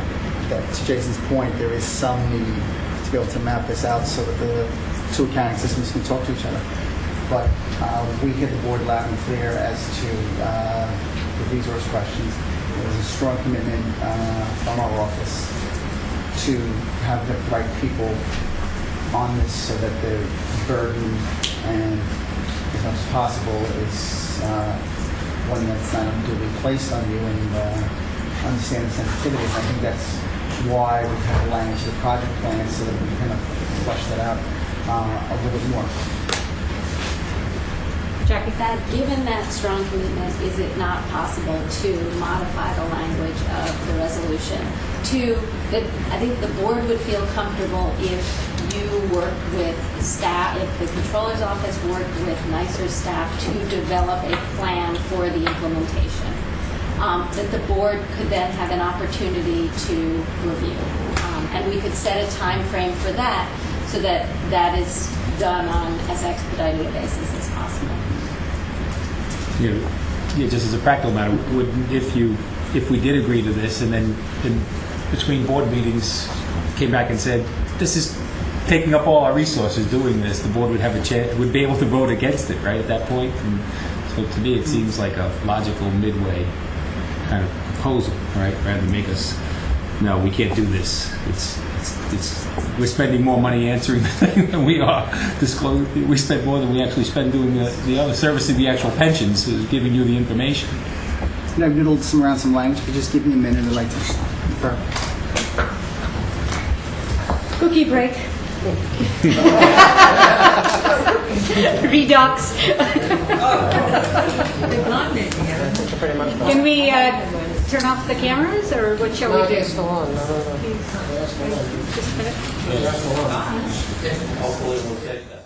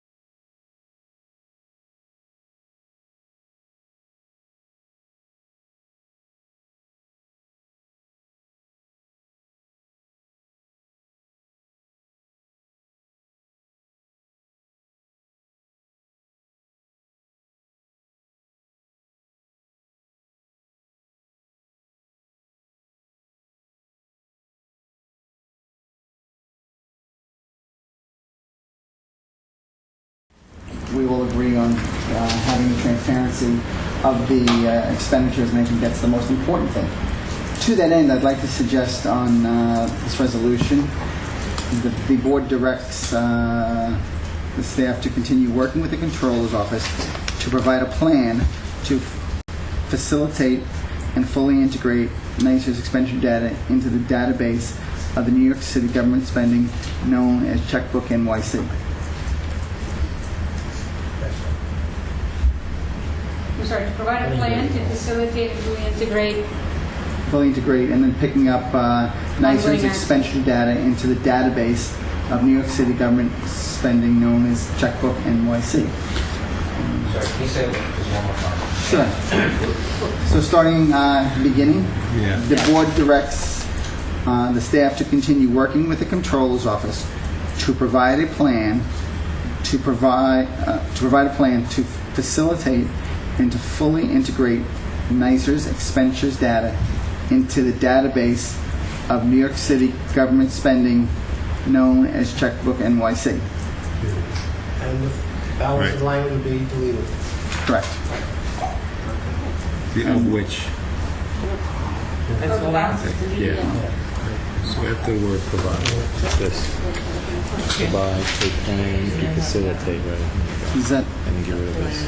does that mean people's approval? Yes. And just to clarify, presumably we will, staff present that plan to the board in conjunction with the controller. Yeah, we'll work together and... Okay, so can we just reread that for the record, please? Sure. So we're talking about the resolution relating to Checkbook NYC, and the resolution shall state, the board directs the staff to continue working with the Controller's Office to provide... Let me start over, I'm sorry. The board directs the staff to continue to work with the Controller's Office and to provide a plan to facilitate and fully integrate NYCERS expenditures data into the database of New York City government spending known as Checkbook NYC. Ongoing access to that. Comments? Jack, did you say to provide a plan or to develop a plan? Provided. To provide... The same word. Provide...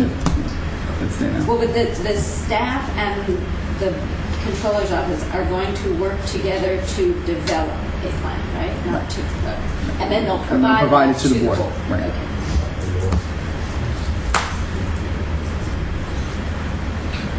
Okay, one more time.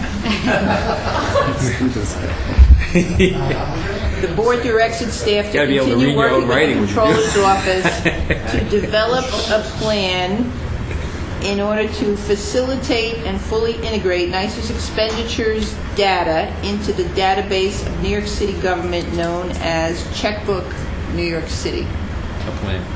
Right. Diane, that work? If it's the will of the board, it will. Yeah.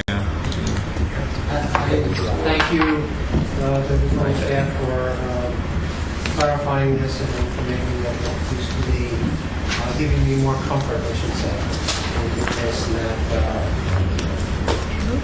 that will not be a really emergency on the staff and NYCERS and still accomplish the goals we're all looking to. Well said. Appreciate the attention of the board, and I think the overriding approach here is that there's a support of transparency, and that's a good thing. Thank you. Need a vote? So first, a motion to approve the resolution as read by the executive director. I have a first, a second. All in favor? Any opposed? Seeing none, the motion carries. Okay, resolution number 15. Thank you, everybody. Thank you. Appreciate it. That concludes our public. Before we conclude, we report out.